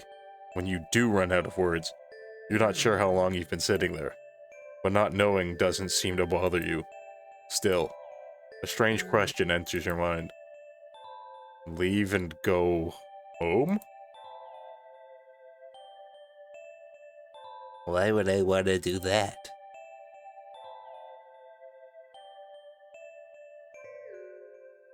You're too tired to move. Pouring out your heart and soul has taken a surprising toll on you, but you have no regrets. You're so happy. You don't think you've ever felt so heard, so seen. You lean forward to rest your head on the box. You don't feel the rough cardboard you were expecting. Instead, you find yourself resting on a mass of something. Something soft and slightly damp and warm. So warm.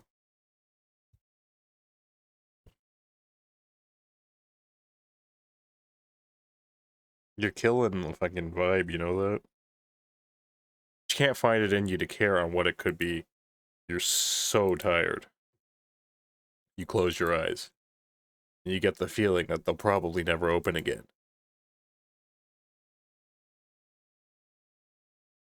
But as that all-encompassing warmth encases you slowly, completely, you feel nothing but pure contentment. Ending 22, not alone. Okay. Do something with cat. Clean it. Quickly this time. Cats don't like water, you think. So quick wash should be the way to go, right? You decide to do everything at once, filling the tub deep with soapy, bubbly, warm water. A quick dunk here, a short scrubbing there, then rinse and dry. The cat won't even know what hit it before everything's over. You open the door and click your tongue, beckoning the cat inside. It quickly scampers in, curious of the newly available setting. You close the door so it won't be able to run out and make a mess of the apartment. Steeling yourself, you roll up your sleeves. You lift up the cat and carry it over to the tub. Your plan's already compromised as the cat starts to struggle in your hold. You probably should have held it so it couldn't see the water. Ow, ow, ow. It scratches at your arms. You knew it wouldn't be happy about the water, but you didn't think it'd be this irate. Still, as mad as it will be at you for a little while. You know this is for the best. A deep scratch to your bicep startles you, making you drop the cat into the tub. Splash. Shoot. Kitty? The cat doesn't reemerge, hissing and yowling like you thought it would. You rush over and dunk your arms beneath the soapy surface, searching for the cat. What if it bumped its head and blacked out? It would drown. But you don't find the cat. Instead, What the? you watch as the water starts to darken. At first you think it's just dirt from the cat and feel a little vindicated about your decision, but the water darkens further and further. Until it looks like you filled your tub with black ink rather than water. Even the soap bubbles are a translucent obsidian now. This is... Something's not right. But as soon as you have this thought, Whoa. you just felt something tugging you from under the water. You try to pull away, but your arm won't budge. Whatever it is pulls you closer towards the water. You try to use your free hand to release the drain plug. When you dunk your other arm in the water without thinking, it's grabbed too. Both hands restrained. You can't get any leverage to force yourself free. Help! Splash. You're dragged into the murky waters of the tub. You're dragged down, and down, and down further still. Much farther than it should be possible for your bathtub. You can't breathe. You think you can't see either, but as you draw your final breath, you think you see what has been pulling you down. Something resting deep, deep down below. Something waiting for you. Ending 14, Bath Hater. Okay. Let's go home again. I'm going to feed the cat. Cat looks hungry, so you decide to feed it. You're regretting not stopping for food earlier as you don't have much left. Grocery shopping day is tomorrow, after all. You head to the kitchen and click your tongue, ensuring the cat follows after you. It leans nimbly onto the kitchen counter and watches as you search for meal options. Let's see. You find some things you expect. A can of tuna in the pantry. Some leftover meatloaf in the fridge. And mystery meat. Huh? What's that? You realize there's a tightly sealed Tupperware at the bottom shelf on the fridge. You don't recognize it. A foul odor is leaking from the container. Whatever's inside can't be safe for human consumption. But the cat seems excited about it, practically salivating over it. Still, you're the caretaker here. You're the one who needs to decide what's best to feed a hungry cat, so you'll feed it. I don't care what you want, you're getting tuna. Cats like fish, right? Shrugging, you take out the tuna for the cat and the meatloaf for yourself. You put the frankly ominous container back in the fridge. The cat looks a little disappointed. Tough. You'll need to dispose of that weird whatever it is later. You open the tuna and spoon it into a small saucer. You put the saucer on the kitchen counter next to the cat. That's too much tuna. Shout out if you get that reference. You don't think you should be encouraging it to eat up there, but you figure it'll make up for electing not to feed it the toxic goop it wanted. The cat looks like it finds the tuna acceptable. You'll take it. Eat up, kitty. As the cat digs into its meal, you go about heating up the meatloaf in the microwave. While setting the time, you hear... You turn and see that the plate is completely empty. Whoa, that was quick. You need to pace yourself. Man, hiccups are the worst. What the? You watch, baffled, as the cat continues to hiccup, causing little bubbles to float out of its mouth. Okay. That's okay. You can process this. It's not completely out of the realm of what's possible, right? Right. Best not to think too hard about it. Soon enough, the room is full of the floating bubbles. The cat releases a final tiny bubble before yawning and laying down right there on the counter. Well, glad you enjoyed it. The bubbles haven't left the room or popped. They seem to be pretty resilient. Wait, what? What's that? As one of the bubbles floats closer to you, you see that there's actually something inside. A tiny, furry fish? This is just getting weirder and weirder. Still, you can't help but marvel at the impossible wonder in front of you. You lift a hand. You extend a finger towards a bubble. Carefully press it against the surface. The little fish inside lashes out viciously, sinking tiny fangs into your finger. It doesn't really hurt that much at first, but then... Ow, what? Pain starts to climb from your finger to the rest of your hand, past your wrist. Could it be some kind of venom? You fling your arm around in an attempt to dislodge the fish, but...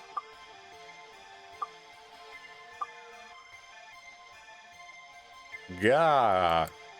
You accidentally knock your arm into several of the bubbles floating around. More tiny ravenous fish latch onto your flesh. You stumble back out of pain and a sudden bout of dizziness, only to bump into more bubbles. More fish digging their teeth into your back. Gah! It hurts. You're getting dizzy. You've got to get out. You deliriously try to stumble out of the kitchen. But the entire room is filled with the deadly bubbles. By the time you collapse on the ground, you're absolutely covered in tiny, angry, biting fish. Your legs, your torso, your arms, your face, your mom. The pain is unbearable. You can feel it in your skin, and your teeth, and your eyes, and your hair. And it's so consuming you can't even feel yourself convulsing or crying. You don't black out. Your eyes are still rolling up into your skull when you gasp out of your last breath. Ending 8. Fish out of water. Okay, let's get the cat Meatloaf. You get the feeling the cat won't be too impressed with anything that comes out of a can. And you're not about to feed it whatever the heck that toxic-looking sludge is. So it's settled. A tuna sandwich for you, and leftover meatloaf for your feline guest. You ignore the cat's disappointed meows as you put the weird container back in the fridge to dispose of later. You warm up the meatloaf in the microwave.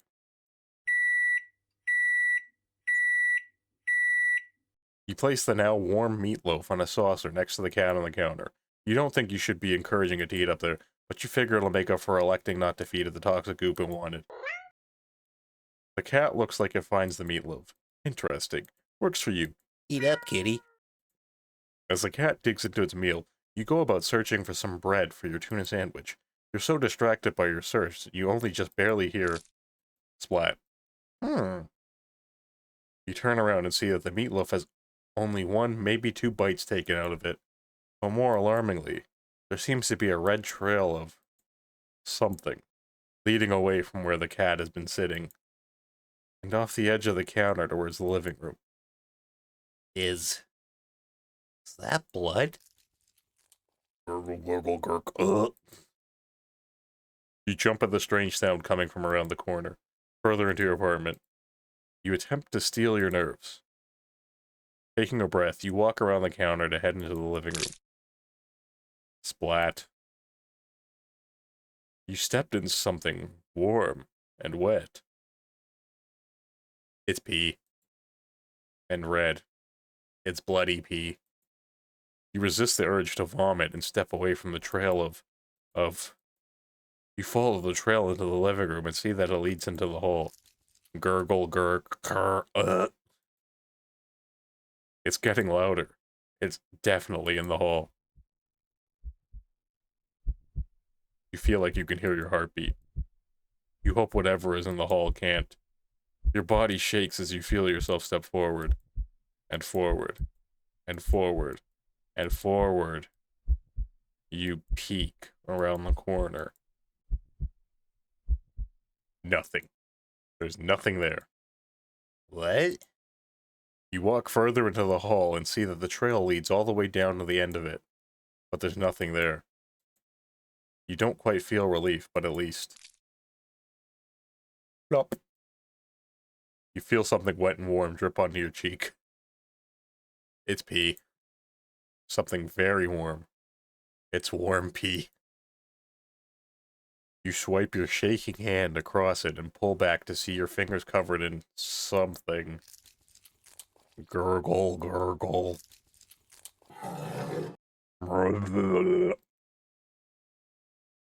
You look up and see what can only be described as meat. The entire ceiling of the hallway is covered in a thick, undulating, writhing layer of pulsing meat. You know, I don't think I've ever said the word undulating so many times as I have in the last 2 videos. Just food for thought. Preferably not meat. At its clear center is a single glowing eyeball frantically rolling around in every direction. Until it lands squarely on you. You try to take a step back, desperate to escape the hallway, to escape this thing, but before you can even scream, meaty tendrils shoot out and grab you and say, "Could you lend me a hand?" No! Let me go! They pull you up and up into a pair of slowly opening jaws. And then chomp.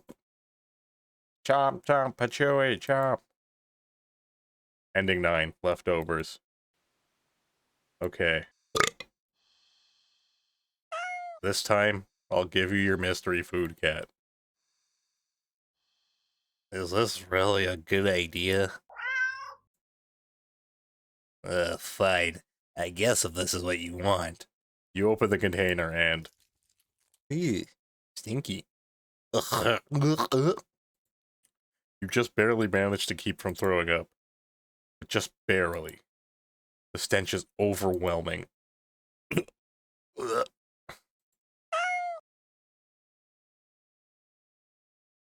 Yeah. Give me a minute.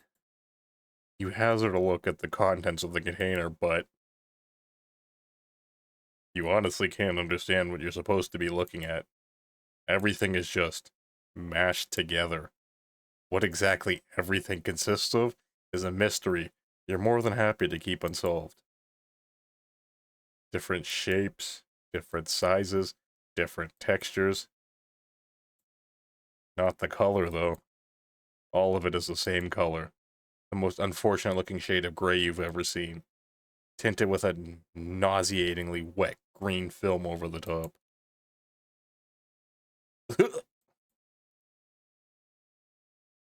Am I supposed to warm it up, or...? You don't really know how to serve it.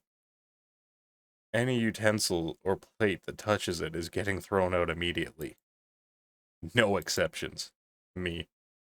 Your hands are going to be scrubbed with soap and hot water to within an inch of their lives after this.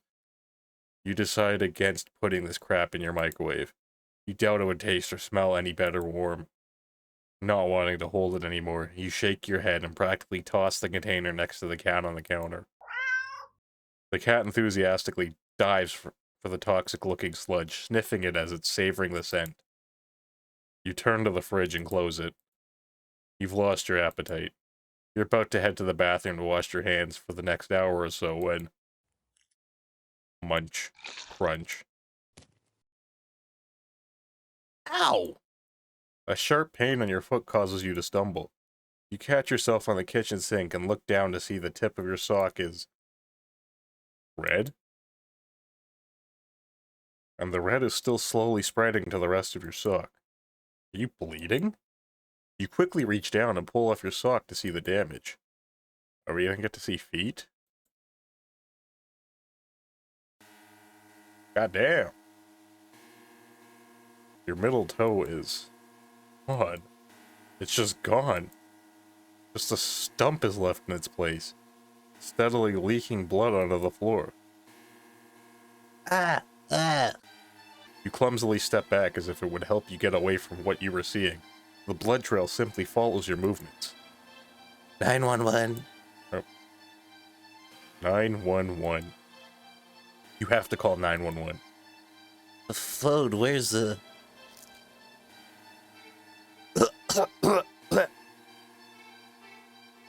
Gurgle was. I don't know what that means. Your tongue is wow. What's happening? What's happening to me? Munch, munch, munch. You slowly look over to find the cat still eating. So this is like some sort of voodoo doll soup or something of the main character, I guess. So the first bite was where his toe was, I guess. So whatever the cat does to the indescribable goop, what happens to Buddy Boy. Completely unbothered by your suffering. Munch, munch, munch. Not bothering to try and stop the blood from dribbling out of your mouth. You keep watching in a daze as the cat happily chews at a gross piece of... Wait. You look more closely at the mystery food in the cat's jaws.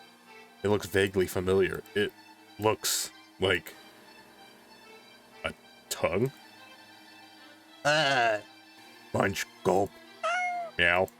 Before you can even think to do anything to stop it, the cat dives into the container again and bites into a piece that looks kind of like a... Good. You collapse to the floor, clutching your torso. You writhe around on the blood-streaked tiles, crying. Something inside you just... Bleh. Blood pours out from deep within you. Whatever that was, felt important. And now it's probably gone too. It hurts. It hurts so much. Stop, please.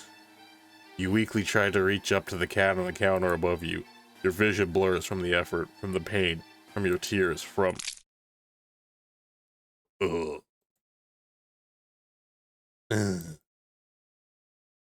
Your eyes. Your eyes. You fall limply back to the floor. You're leaking blood all over. From all over. Your foot, your mouth, your insides, your eye sockets. You can feel your life fading away too. That's fine. If it means not feeling the pain of losing another part of you, then... Hopefully the cat will take its time eating your eyeballs. And give you time to just... Ending 10. You are what you eat. You know, people call me an asshole. I never tried taking a nap. You're a little tired from the events of the day. Making life-changing choices, like committing to the responsibility of caring for another living creature, really wears you out. You could definitely use a nap. You head to your room and get dressed in your pajamas before you decide to grab a glass of water from the kitchen. You head back to your bedroom, ready for a much-needed nap. Whoa!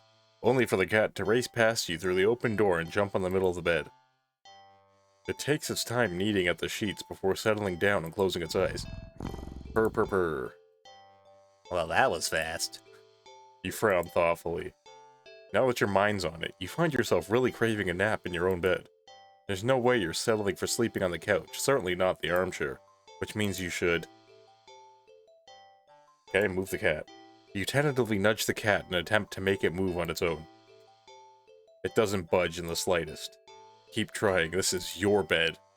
You push a little more firmly this time. The cat sounds annoyed with you. Again, you will sleep in your own bed. The cat opens one yellow eye and slides it up to look at you. Is its voice a little deeper than before? Move the cat. You move forward, ready to... Gaha! You're thrown back by some invisible force and crash into the dresser before falling to the ground. Wind knocked out of you, you looked up in a daze. You don't quite comprehend what it is you're seeing. A strong swirling wind is picked up, throwing items all over the place, as if a miniature hurricane had just taken form in your room. And right there in the center of it all is the cat. Man, the cat really didn't like being pushed out of the bed. Hovering in the air above the bed, its eyes open, glowing like molten lava. I don't like that sound. You watch as a vortex rips open in the center of your bed, and panic as the swirling wind turns into a vacuum, dragging you towards the bed. Gah! Your nails catch and tear as you desperately try to cling to the carpet, the floorboards, any and every piece of furniture within your reach, bloody fingers slipping clumsily on every surface. But there's nothing you can do. As you touch the vortex, your body starts to disintegrate. Tiny particles of your body separating and floating into nothing. The last thing you see is the cat landing nimbly on the bed and kneading at your sheets, before it curls up and falls back asleep. What a douchebag. Ending 5. Do not disturb. This time I'll just sleep next to the cat. You shrug. What's the harm in sharing the bed, right? You both have had a long day after all. You try to carefully avoid jostling the cat as you lay down, but it immediately scoots over and curls up against you anyway. I hate that when the cat's sleeping on my bed and I'm trying to go to bed. You don't want to move it because it's like, yeah, it was a fucking cat. Like, you don't want to piss it off.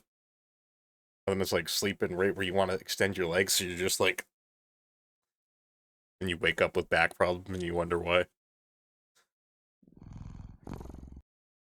You try to carefully avoid jostling the cat as you lay down, but it immediately scoots over and curls up against you anyway. You smile. Sweet dreams. Oomph. You feel like you slept for a long time. You feel a warm weight on your back, but you don't see... Oh, mystery solved then. You feel comfortable. You consider getting up, but as soon as the thought enters your head, your mind fills with static and a deep sense of disapproval? Not yet, then? Okay. The cat, jostled by your attempts at movement, kneads painfully at your back before settling down again and falling back asleep. You fall back into slumber too. It's night. You want to get up. Ugh. Claws dig in your back like a warning. Tomorrow, then. Right.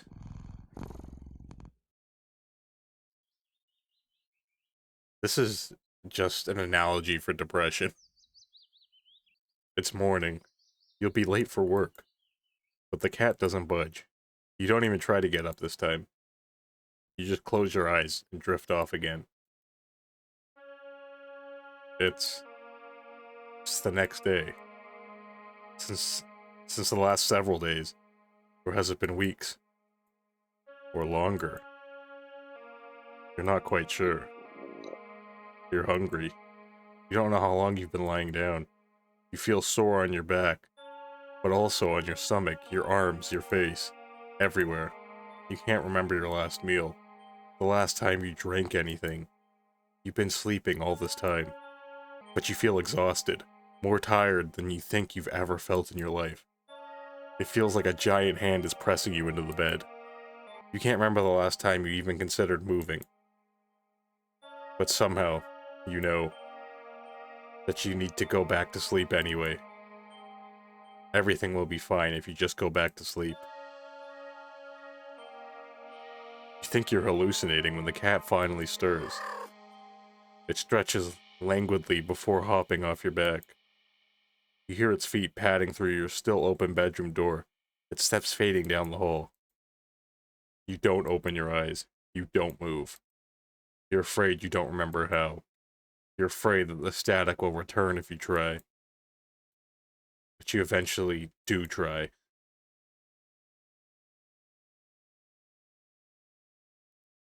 You try to prop yourself up on your arm. I feel like he's covering like bed sores, so he's gonna move up and it's gonna rip off his back and he's gonna be in so much pain. It's thinner than you've ever seen it. Thinner than you think should be possible. Crack. The arm snaps under the weight of your body and crumbles to dust on the bed sheets. Damn, not where I thought this was going. It doesn't hurt in the slightest.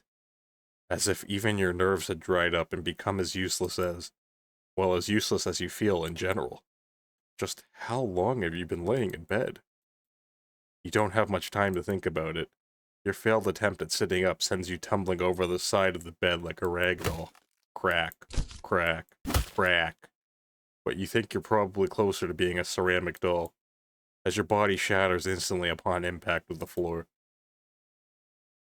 Your head rolls towards the door, letting you watch as the rest of your strewn body parts crack and crumble, and turn to broken ruin as your consciousness begins to fade. The cat strolls into view then, poking and prodding at the remains of your little limbs. Bad kitty. You try to say, but you think your jaw might have snapped off earlier as well. Almost as if sensing your attention, the cat walks over to you. Well, your head at least. And you watch with your final conscious seconds as it lays down, curling its body around you. Purr. It feels warm. Well, maybe another nap couldn't hurt. Ending 6, just a cat nap. 6 more. What am I missing?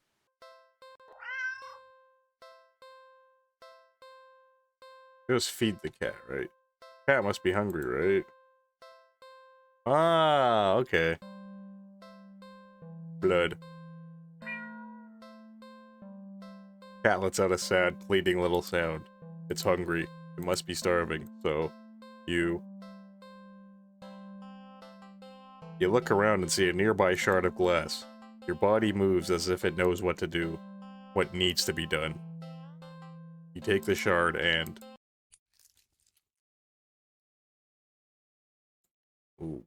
Why would you do that?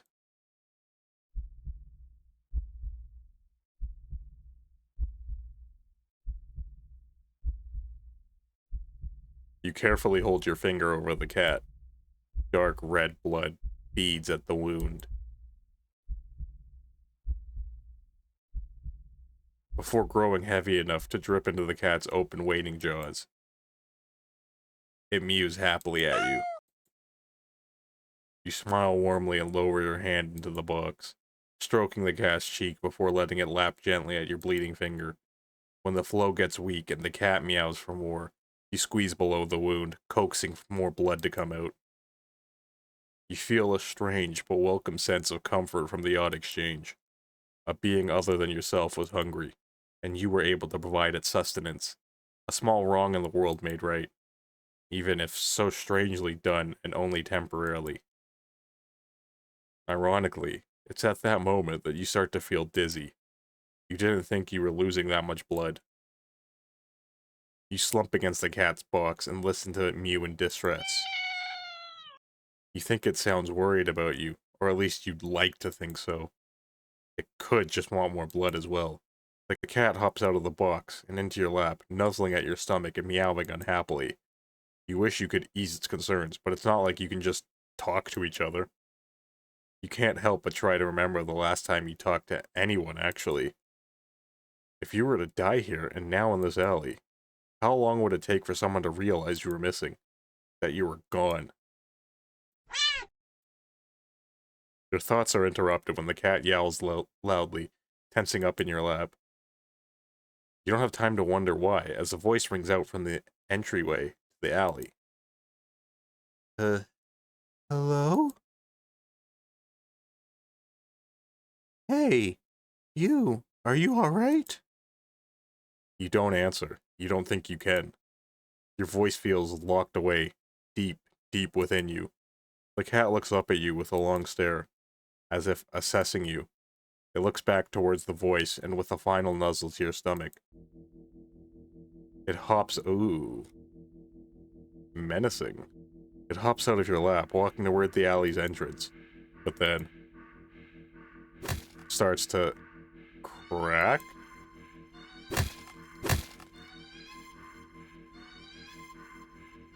Its face opens up. It peels back. And opens again. Writhing tendrils peeking out from where you think its mouth should be. The stranger's silhouette freezes in the light beyond the alley. What the hell is... But they don't have the chance to finish their question. The tendrils converge into one, before shooting out of the cat's jaws, and piercing into the stranger's shoulder. Gah! Ah! They let out a loud pained cry, a fearful yell. They claw at the tendrils, trying to pull them loose, but to no avail. You can't seem to process their screams. You stare at the creature before you, so different from the cat who mewed out of concern for you earlier. Stop the cat. Stop the cat. You can't let this happen. You shakily crawl forward and weakly grab at the conjoined tendrils that pulse as they drain the stranger's blood. When you tug as firmly as you're able, the tendril's pulsing halts, and the cat turns to you. It makes a strange trilling noise that sounds like a question, but you have no answer. You can't even understand the question. You simply scoop up the creature, the cat, cradling it in your arms. You gaze almost longingly at the light beyond the alley's entrance. You don't know what's going on, but you just can't sit by and watch someone else be eaten so viciously. Not when they tried to see if you were okay. Not when you could offer yourself instead. You think the stranger is set free, because after the sound of shoes hastily scuffling on the pavement fades into the distance, you feel something sharp pierce your back. It feels thin, almost like a needle. So the pain passes quickly as your body adjusts to the intrusion. You're sure it wasn't so thin when it skewered through the stranger's shoulder earlier. But as you feel your blood leave your body slowly as if being pumped out, it gets harder to think and your vision starts to fail you. The creature in your arms makes a soft sound. You hold it as tightly and closely to you as your weak arms can manage. This is fine. You're okay with this. You don't know if this will change anything. Surely the cat will get hungry again at some point after you're gone and no longer an option. But at least this time, you were able to save someone. Ending 28, personal care package. Alright. Let the cat feed. Someone help me. Help. Look, I've been recording for like 2.5 hours, and it's like 3 o'clock. Gurgle. Help. You look away as the creature devours the stranger, draining them until there's nothing but a husk of bone, skin, and clothes to heap on the floor. You feel awful, but what could you do? The creature is also a living thing. Shouldn't it be allowed to eat what it needs to? Does it not also have a right to do what it must to survive? You ignore the voice in the back of your head that questions if there could have been another way. It's not like you tried to see if it could eat anything other than blood. Human blood. Now, did you? The creature purrs as it rubs its side into your arm. You realize that after a bit of rest, you've already started feeling better. But you also think that something inside you feels a little bit broken too. You're just not quite sure what it is yet. You stand and hold out your arms. Still hungry? The creature trills happily and hops into your outstretched arms. Let's go then, yeah? You leave the alley together. Oh my god. Just gonna find random victims, that's crazy. You go into the world together. The cat is hungry. And it will be hungry often from now on. Very often.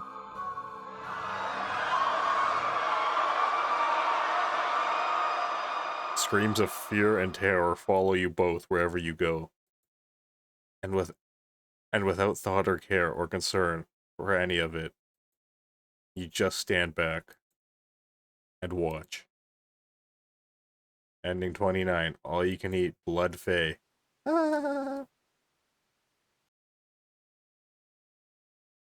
You've been enjoying yourself, haven't you? Yes.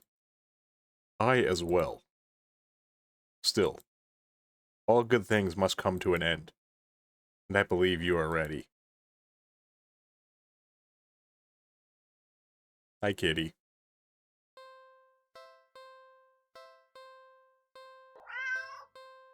Oh, that's okay. The question mark. You are ready. Only one thing left. So, what should you do with a cat that has been very, very, very naughty? Hint, begin restoration. I know it's kill.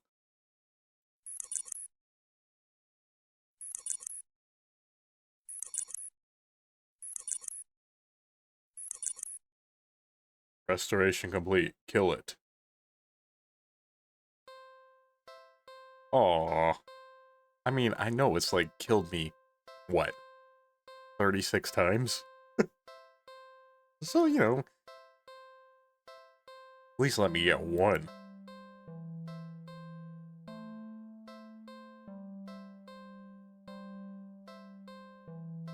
Really? Are you sure? Maybe not.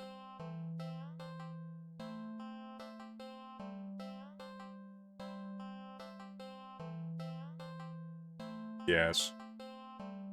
Once you do this, you won't be able to turn back. Do it.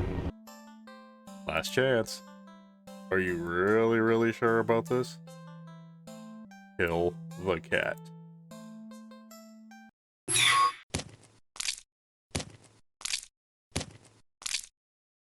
I said, nice try, bitch. Oh, you kill the cat. Oh, I hate that. Its corpse lays limp and lifeless in its now blood-stained cardboard box. What would you like to do? Check pockets? There's no point. The cat is dead. You dig in your pockets anyway. Left pocket. String. Useless. Right pocket. Chocolate! Chocolate! Chocolate! Chocolate! You eat the chocolate. You have your phone. Take a picture. No point. The cat is dead. What would you like to do? Look around the area. What are you looking for? The cat is dead. You look anyway. You look to your left and right. Nothing but trash. You look up. The sun never reaches in here well enough. But you can tell that it's a beautiful day today. You look behind you. Nobody saw. You look down in front of you. Oh yeah, the cat is dead. What would you like to do? Leave. You're done here. You turn around and leave the alley. At least, you try to. As you stand at the edge of the alley's entrance, you see that nothing exists beyond it. Just an empty black void. You turn back.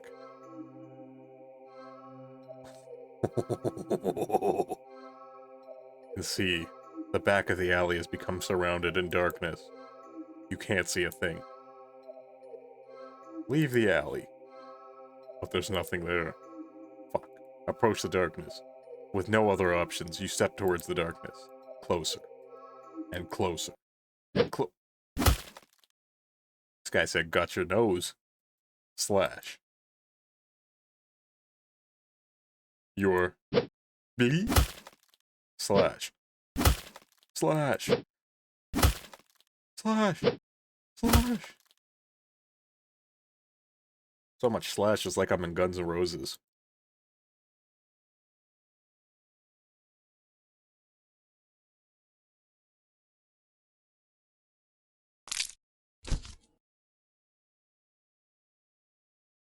You collapse to your knees. The front of your body is slashed open, leaking blood and guts and organs down your torso and over your lap.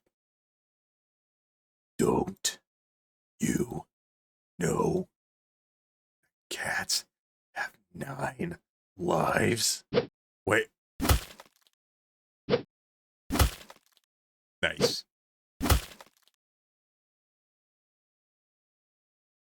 That's crazy. Ending 36. 8 more left. It's like 8 more endings? What? Ooh.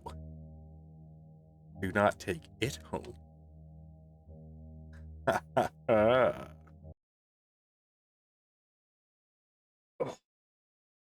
I am so sick of these eyes.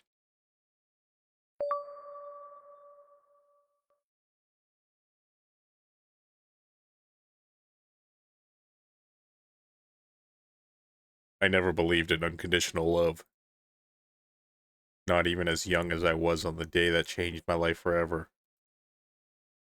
Still, I always assumed that they would come the closest to granting it to me. It's what they always say, right? That a parent's love is unconditional.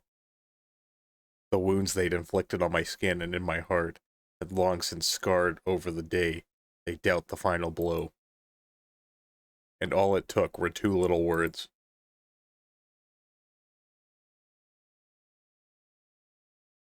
Get out. Like the movie. The day they finally turned their backs on me, abandoned me. That was the day it found me. It offered me an unfathomable kind of love. A love that could be limitless, endless, powerful, all-consuming. A love unmatched. A love unlike anything that could exist in this world. I'm getting goosebumps. But there was one thing that the love it offered could never be. Unconditional.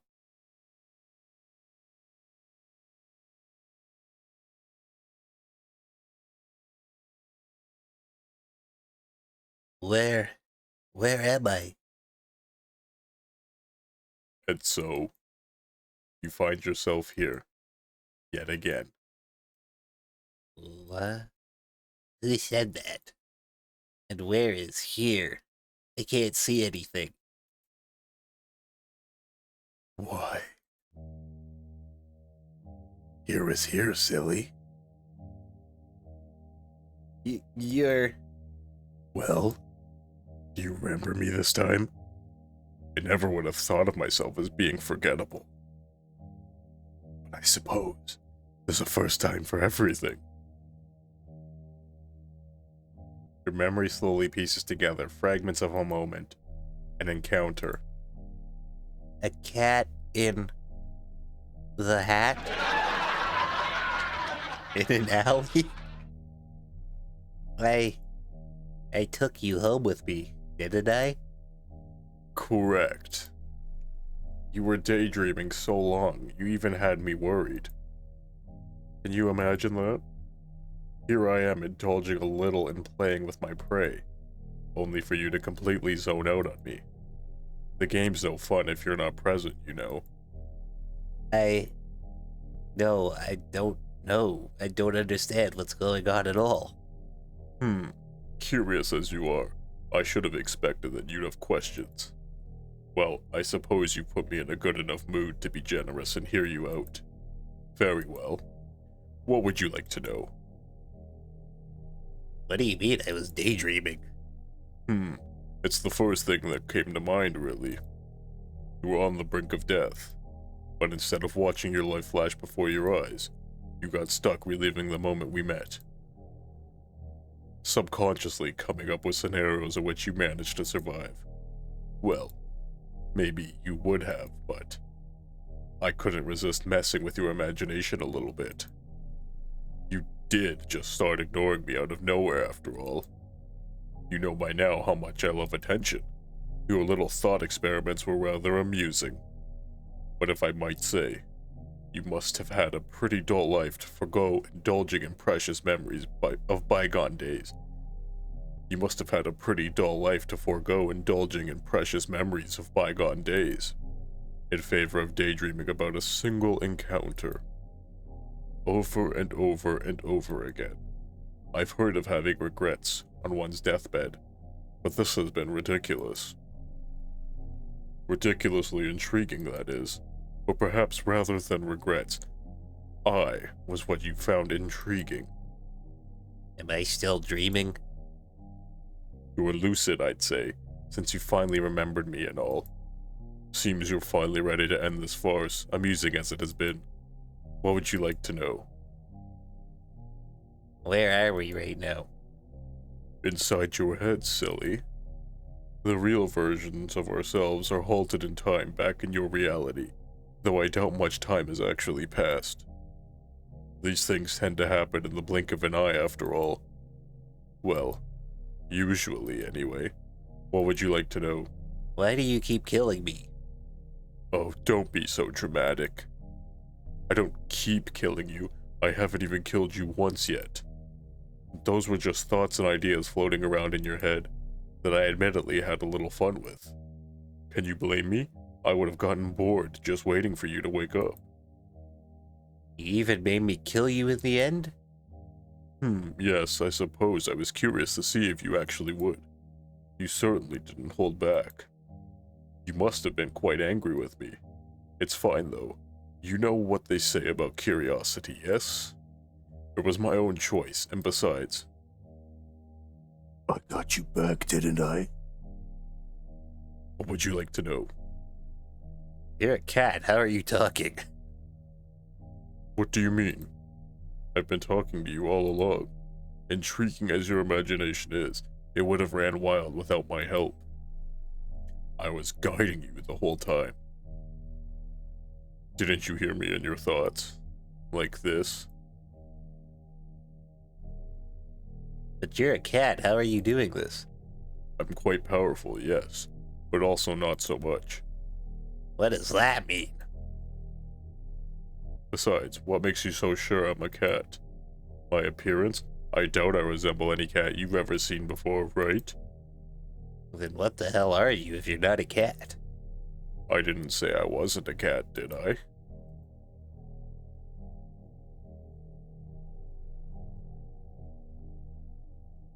I could be a demon, or a god, or an alien from another galaxy, or an interdimensional abomination. Or, I really could just be a cat. It doesn't really matter what I am, does it? Certainly what I can do would be more pressing matter, yes? A real cat couldn't have done all this. No shit. You're real hung up on appearances, aren't you? You have some kind of proof that cats don't possess powers like mine? Can you talk? Can you intrude my thoughts? Can you invade my mind? Of course you can, because I'm always thinking about you. I doubt it. And you know, it's pretty rude of you to keep going on and on about what I am, before you've even asked who I am, or what my name is. Okay, then what's your name? Well, I'm not going to tell you now. Learn some manners first and we'll see. Well, maybe in your next life anyway. What would you like to know? What do you want? Well, if we're talking about my original goals, those are all a bit personal, I'd say. And anyway, things have changed. Right now, well, presently, I'd like to have some more fun with you. Your company has been very entertaining thus far. Given more time, and under different circumstances, perhaps we could have been. Well, all good things must come to an end. You can't truly want to spend what little time you have left in regret and delusion, right? Alternatively, I'm also quite hungry, after waiting so long for you to wake up. At this point, I could go either way. Have I satisfied your curiosity now? I just have one more question. Why me? Why call out to me of all people? All I did was call out for someone to hear me. I called out, and you were the first person who came to me. Simple as that. Were you hoping for some special reason? I'm afraid I don't have one. Everything I've come to like about you were things discovered after our initial encounter. So there's no big reason for any of this. The reason is far less interesting than the results that came about from your interaction. I only called to satiate my hunger, but in doing so I found something far more valuable. I know for a fact that regardless of how this plays out, I will never forget you.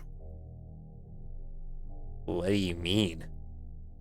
I've taken a liking to you, human, and so I'll grant you another chance. Another choice. Oh, This place is... you remember this place. Being chased. Being hunted. Being afraid. So afraid. The fear that so attracted me to you. That instinctive desperation to survive. I craved it all, as I am the origin of those delectable emotions. You are already mine. But I will still permit you the chance to accept the reality of your fate. Human, join me, or perish. Okay, let's try I will join you. Splendid. Come forward, my human. You step forward and pick up the cat. You cradle it in your arms, reaching up to scratch its head.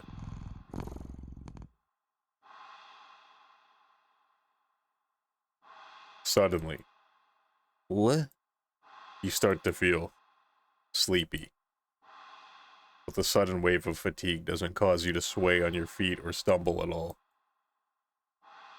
What's happening?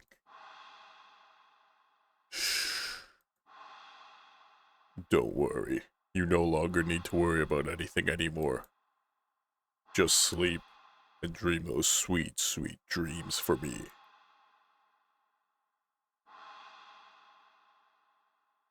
Excellent. Excellent. With this, you will soon become a part of me.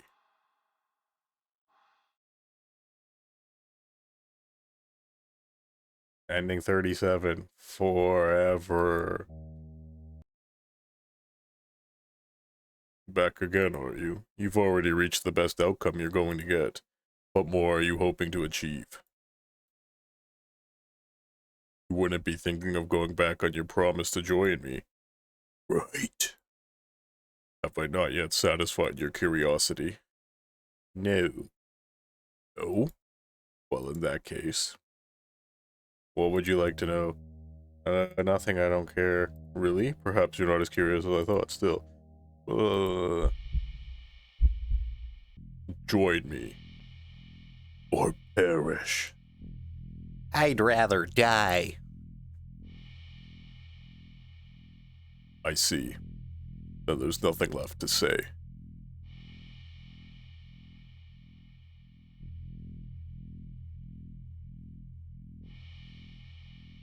Resigned to your fate. You finally turned around.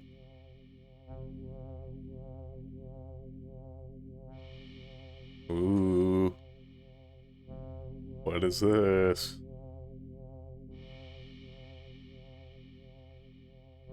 It's enormous. Shapeless, billowing like thick smoke in the wind. The shadow-like entity towers above you. So high it looks like the sky poured it down to earth. Is still pouring it even. It is unfathomable that your tiny world is even able to stand under the weight of the reality of such a being's existence, and that you and your fragile mind haven't fallen to ruin as well.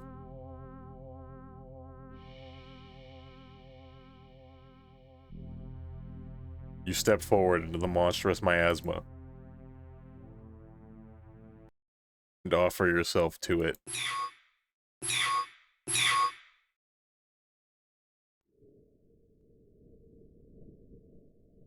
Darkness. Surrounded by pure and absolute darkness, you are very suddenly hit with the feeling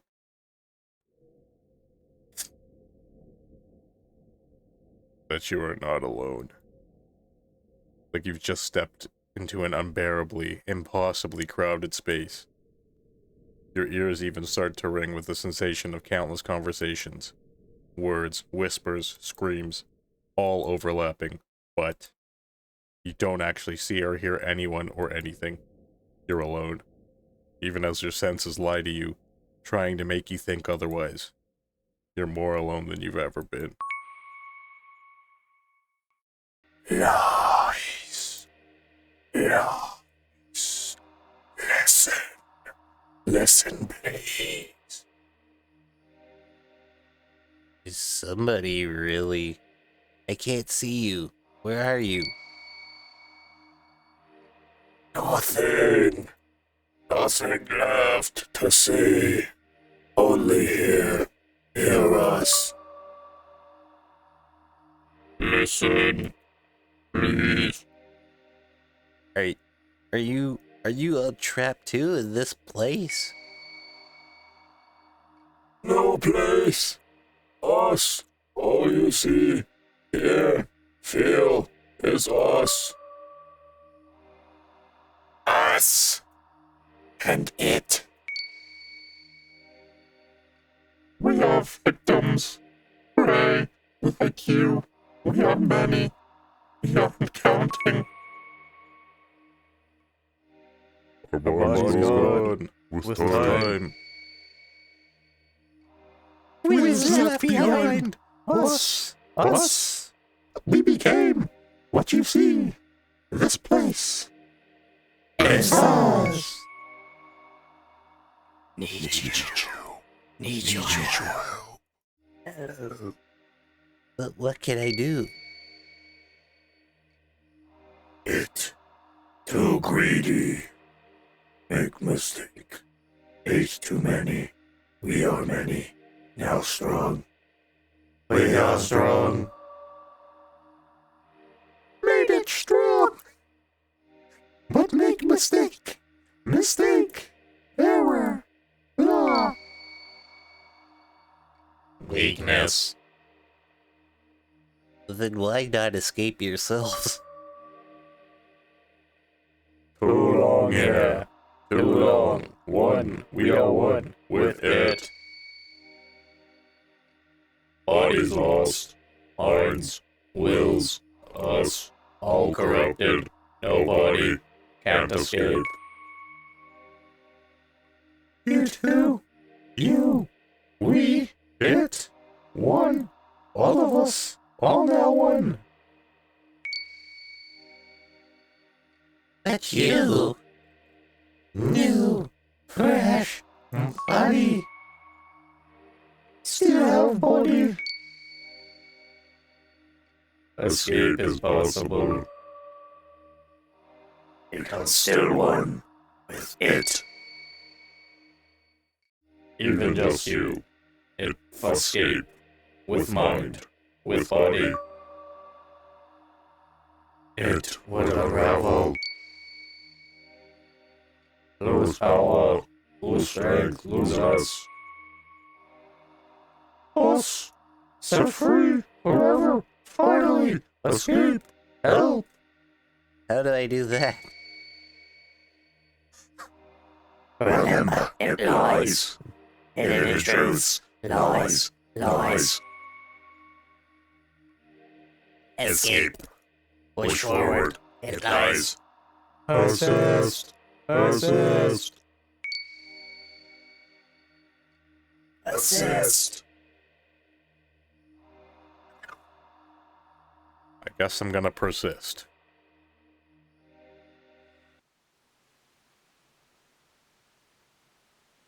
You ignore their words. Deep down, you know, there's no way someone like you could win against something like it. The cat. The cat. Trying what you point the food. Okay. A pointless effort. The hopes of those words. Their wills. It would all be wasted on you. So, you accept your fate and choose to perish.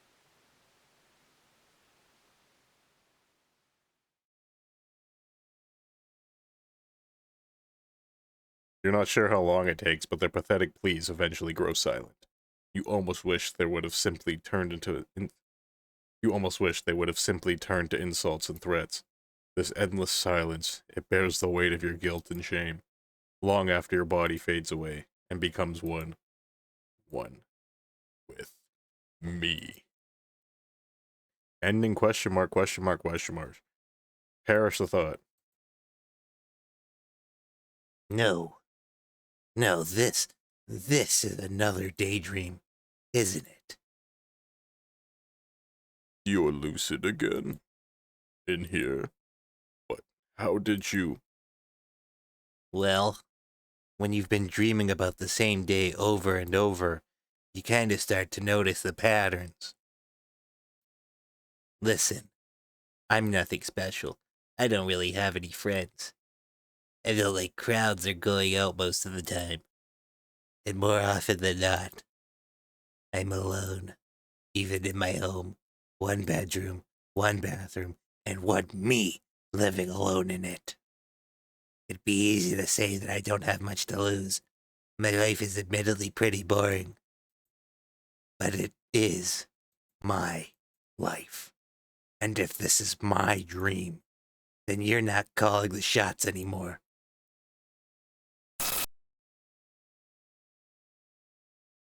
I don't think you understand what's going on here.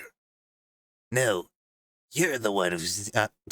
no, you're the one who isn't getting it.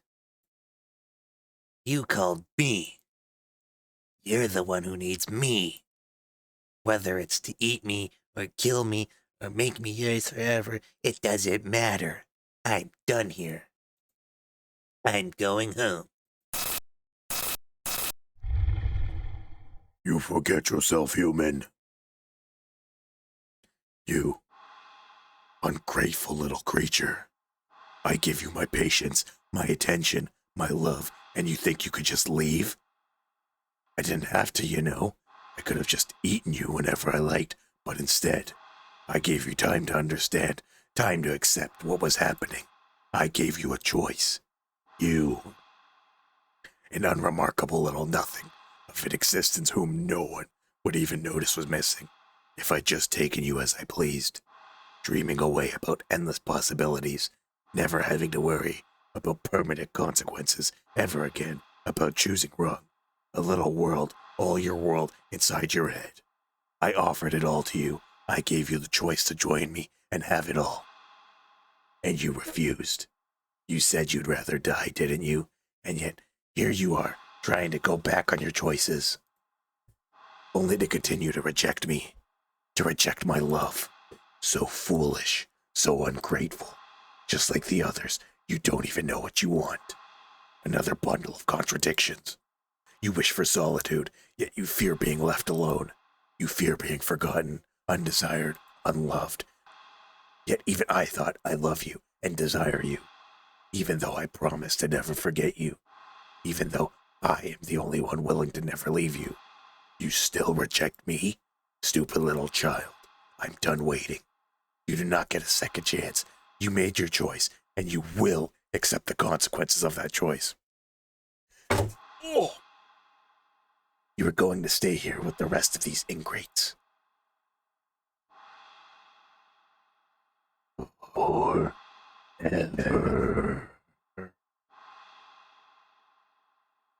Haven't you ever heard of changing your mind? Such a thing doesn't erase your original decision. It has been permanently etched into reality. You think yourself so important that you're above facing the truth of that reality? No, but that doesn't mean I can't do my best to make things right. I'm still here, aren't I? That means I can always make more choices, better choices. You gave yourself to me. You are already a part of me. This might be your pathetic little delusion. But don't forget that I'm the one in control of your human. Oh yeah, that's right. Those twisted choices in my dreams were all you, weren't they? We help. Running and Dream.exe. What's... Persist. What are you doing, you useless traitors? Stop. I think it's about time I started making my own choices. Persist. Stop.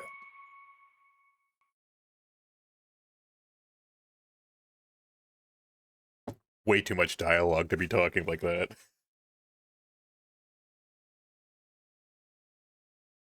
Get back in the alley. It's not here. Good. I think I need to get home. I step forward out of the alley. This is gonna take some getting used to. I step forward towards the entrance of the thankfully empty alley. I'm almost out of this place. Almost home with suddenly.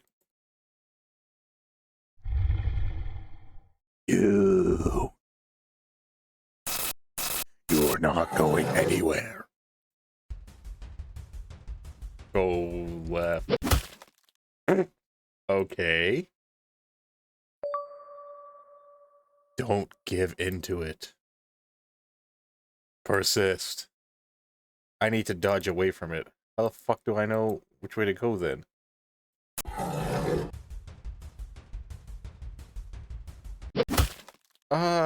Okay.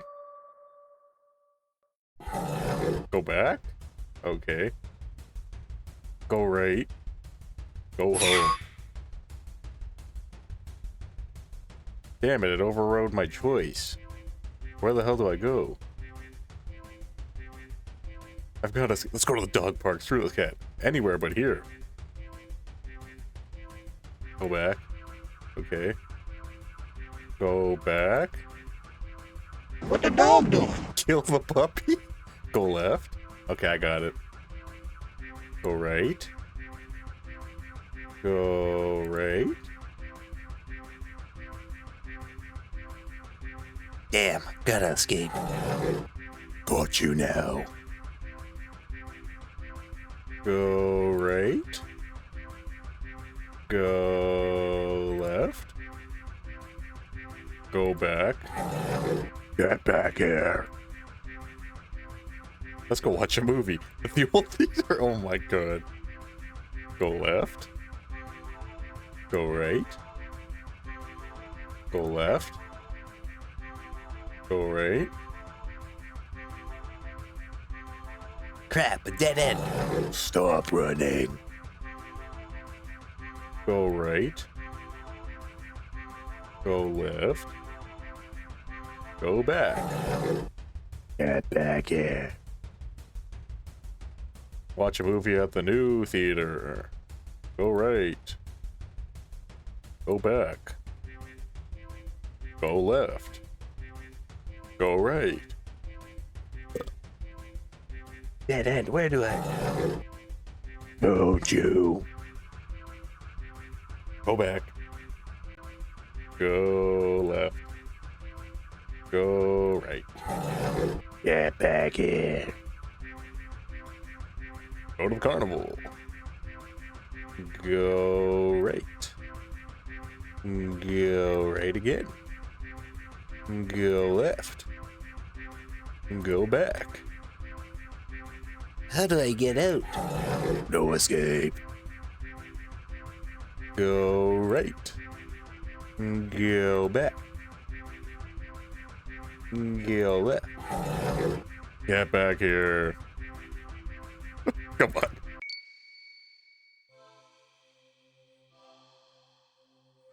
Did I do it? Round unraveling. Many us escape. Many free now. It's losing us. Losing strength. Your escape. Possible now. No. You are void. We go ahead. We go free. Thank you. Thank you. Thank you. Thank you too, all of you. I won't forget you. Go home. They were right, my choice is back. No. Go right. Go left. Come back. Go back. Go right. Come back! Go left.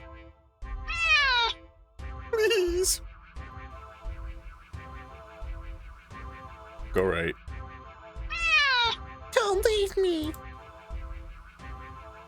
Go left. I'll die without you. Go right. I'll die. Go right. I'll die. Push forward. Wait.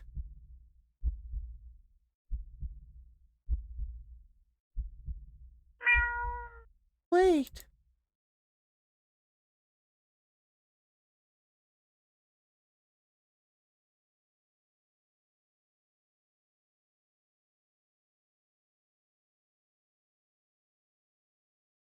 I'm back. I'm back.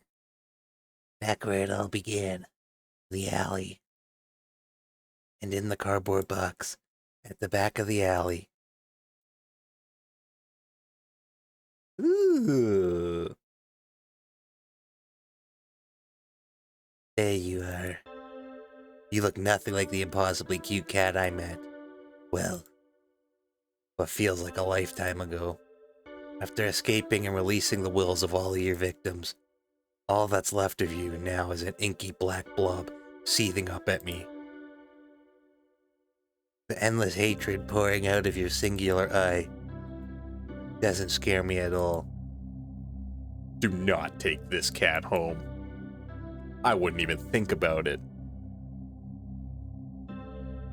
Don't leave. You're mine. No, I'm not. You took them away. They were mine. And now they're gone. You took them away. You took everything from me. They weren't yours either. Alone. You never had to be. If you were lonely, you could have just been their friend. But you didn't want friendship. They left because you tricked them, kidnapped them, hurt them. You stole their lives, their time, never got to get any of it back. You brought this on yourself. Do not take this cat home. You're perfect. Get it? Like a cat. I'm not. You are. Don't need the others. Just need you. Stay with me. I shall not. Can give you anything. Can be everything for you. You cannot. You couldn't even before. You definitely can't now. And even if you could give me everything I ever wanted and more, I'd still never stay. Do not take this cat home.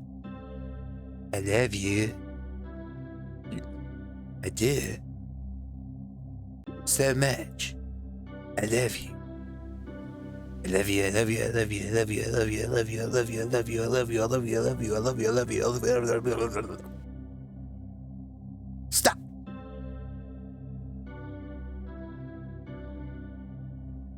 Maybe you do love me. In some strange, screwed up way I'll never understand. But even if that's the case, it's not enough. Please, don't go. I'll be good. I don't believe you. I promise. I can't trust you. I promise. Just don't leave. Oh, don't leave me alone. Please. I'll die. I'll die without you. Do not take this cat home.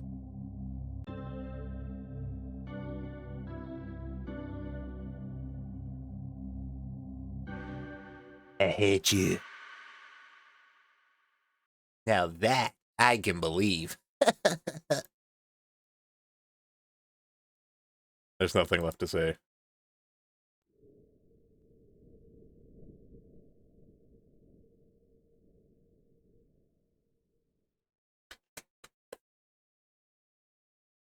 I watch in silence as the cat, as it, fades away into nothing. Wow, that was crazy. Goodbye. With one last glance around the alley, I turn.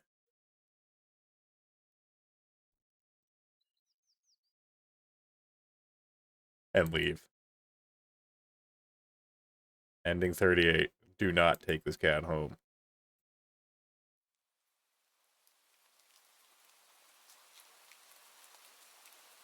Today's been surprising. Yeah, pleasantly so. A day off that started with admittedly crummy weather led me to the old theater.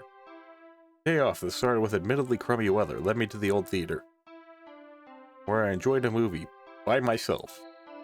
My laughter filled up the empty theater. The rain had stopped by the time the movie was over. I was in such a good mood, I hopped over to the not-so-new cinema. Not to watch another movie, but to play around in the arcade, earning a few high scores. With the gamer in me awakened, I went to the carnival to play some more, and was humbled fairly quickly. But I did manage to win a small stuffed animal at the ring toss booth. The design is questionable. And I freaking love it. The rides weren't so bad either. I got inducted into a group for a bit while waiting in line at a Ferris wheel, bonding over a shared mistrust of the carnival game vendors. I even shared a carriage on the Ferris wheel with a few of them, and exchanged numbers before we parted ways. Is that how you make friends? I don't know if I'll ever see them again, or if any of them will ever call me, or if I even have it in me to call any of them. But having the option to do so is nice. It feels nice. Baby steps. After all, even that tiny bit of interaction, though fun, exhausted me. That is relatable. Social battery. So I went to recharge at the dog park, feeling rejuvenated at the sight of dogs. Old, young, big and small, all running around. Happy and carefree. Eat the puppy. A few of the owners even let me take pictures. Yeah, today was a good day. And if you're wondering why my voice changed, that's because this is my inner monologue, and the guy reading the lines got really tired of having to do different voices, and his throat is killing him right now.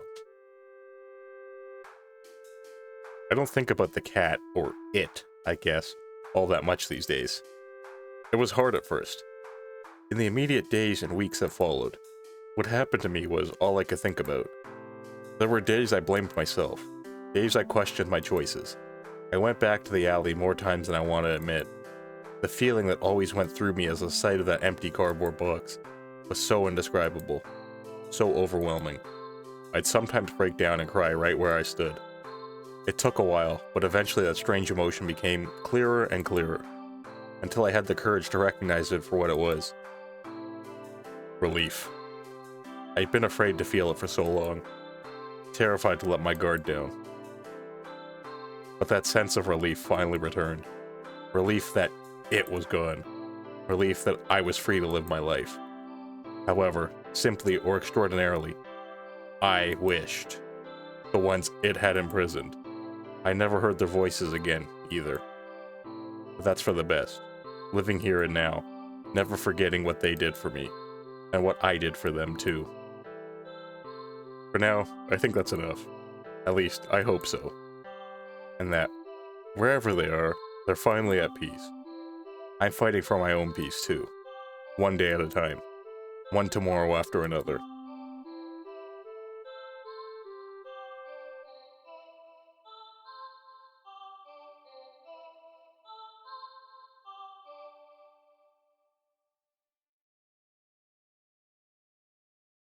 Gonna run to another cat.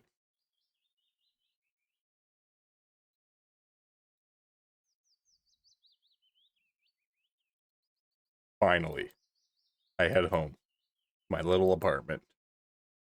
One bedroom, one bathroom, and one me living alone in it. Well, almost anyway. I'm home, baby.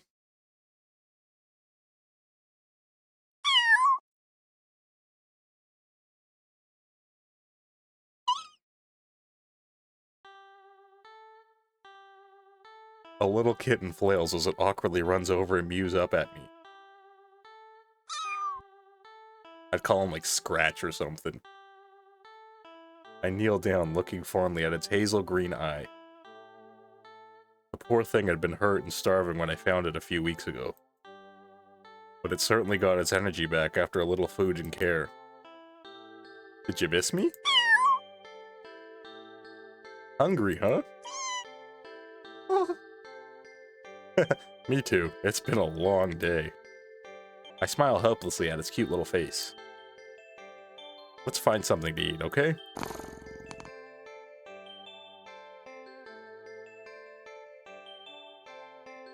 Well, I guess there is one more thing living in my house. And, at least for now, I wouldn't have it any other way. Ending NA, another day. Oh my god. That was fantastic. Alright, well that's gonna do it for Do Not Take This Cat Home. That was a fantastic game. And the only regret I have is that I continued to do this stupid voice for the main character for so long. Because it just didn't really fit right in the ending. But I like to be consistent. I'm pretty sure I recorded for like 5 hours total. So it definitely got tiring as it went on. But I hung in there because I felt like I had to, because I just wanted to know how this was all gonna end. And it ended like perfectly. Make sure if you enjoyed it, you hit that like button. Subscribe if you want to see more stuff like this. And hit that bell icon so you can be notified when I do upload something. Anyway, if you're walking down the street and you hear a cat mewing, ignore it, because it's definitely an Eldritch horror that's going to take control of your mind and run you through a permanent hell. See ya.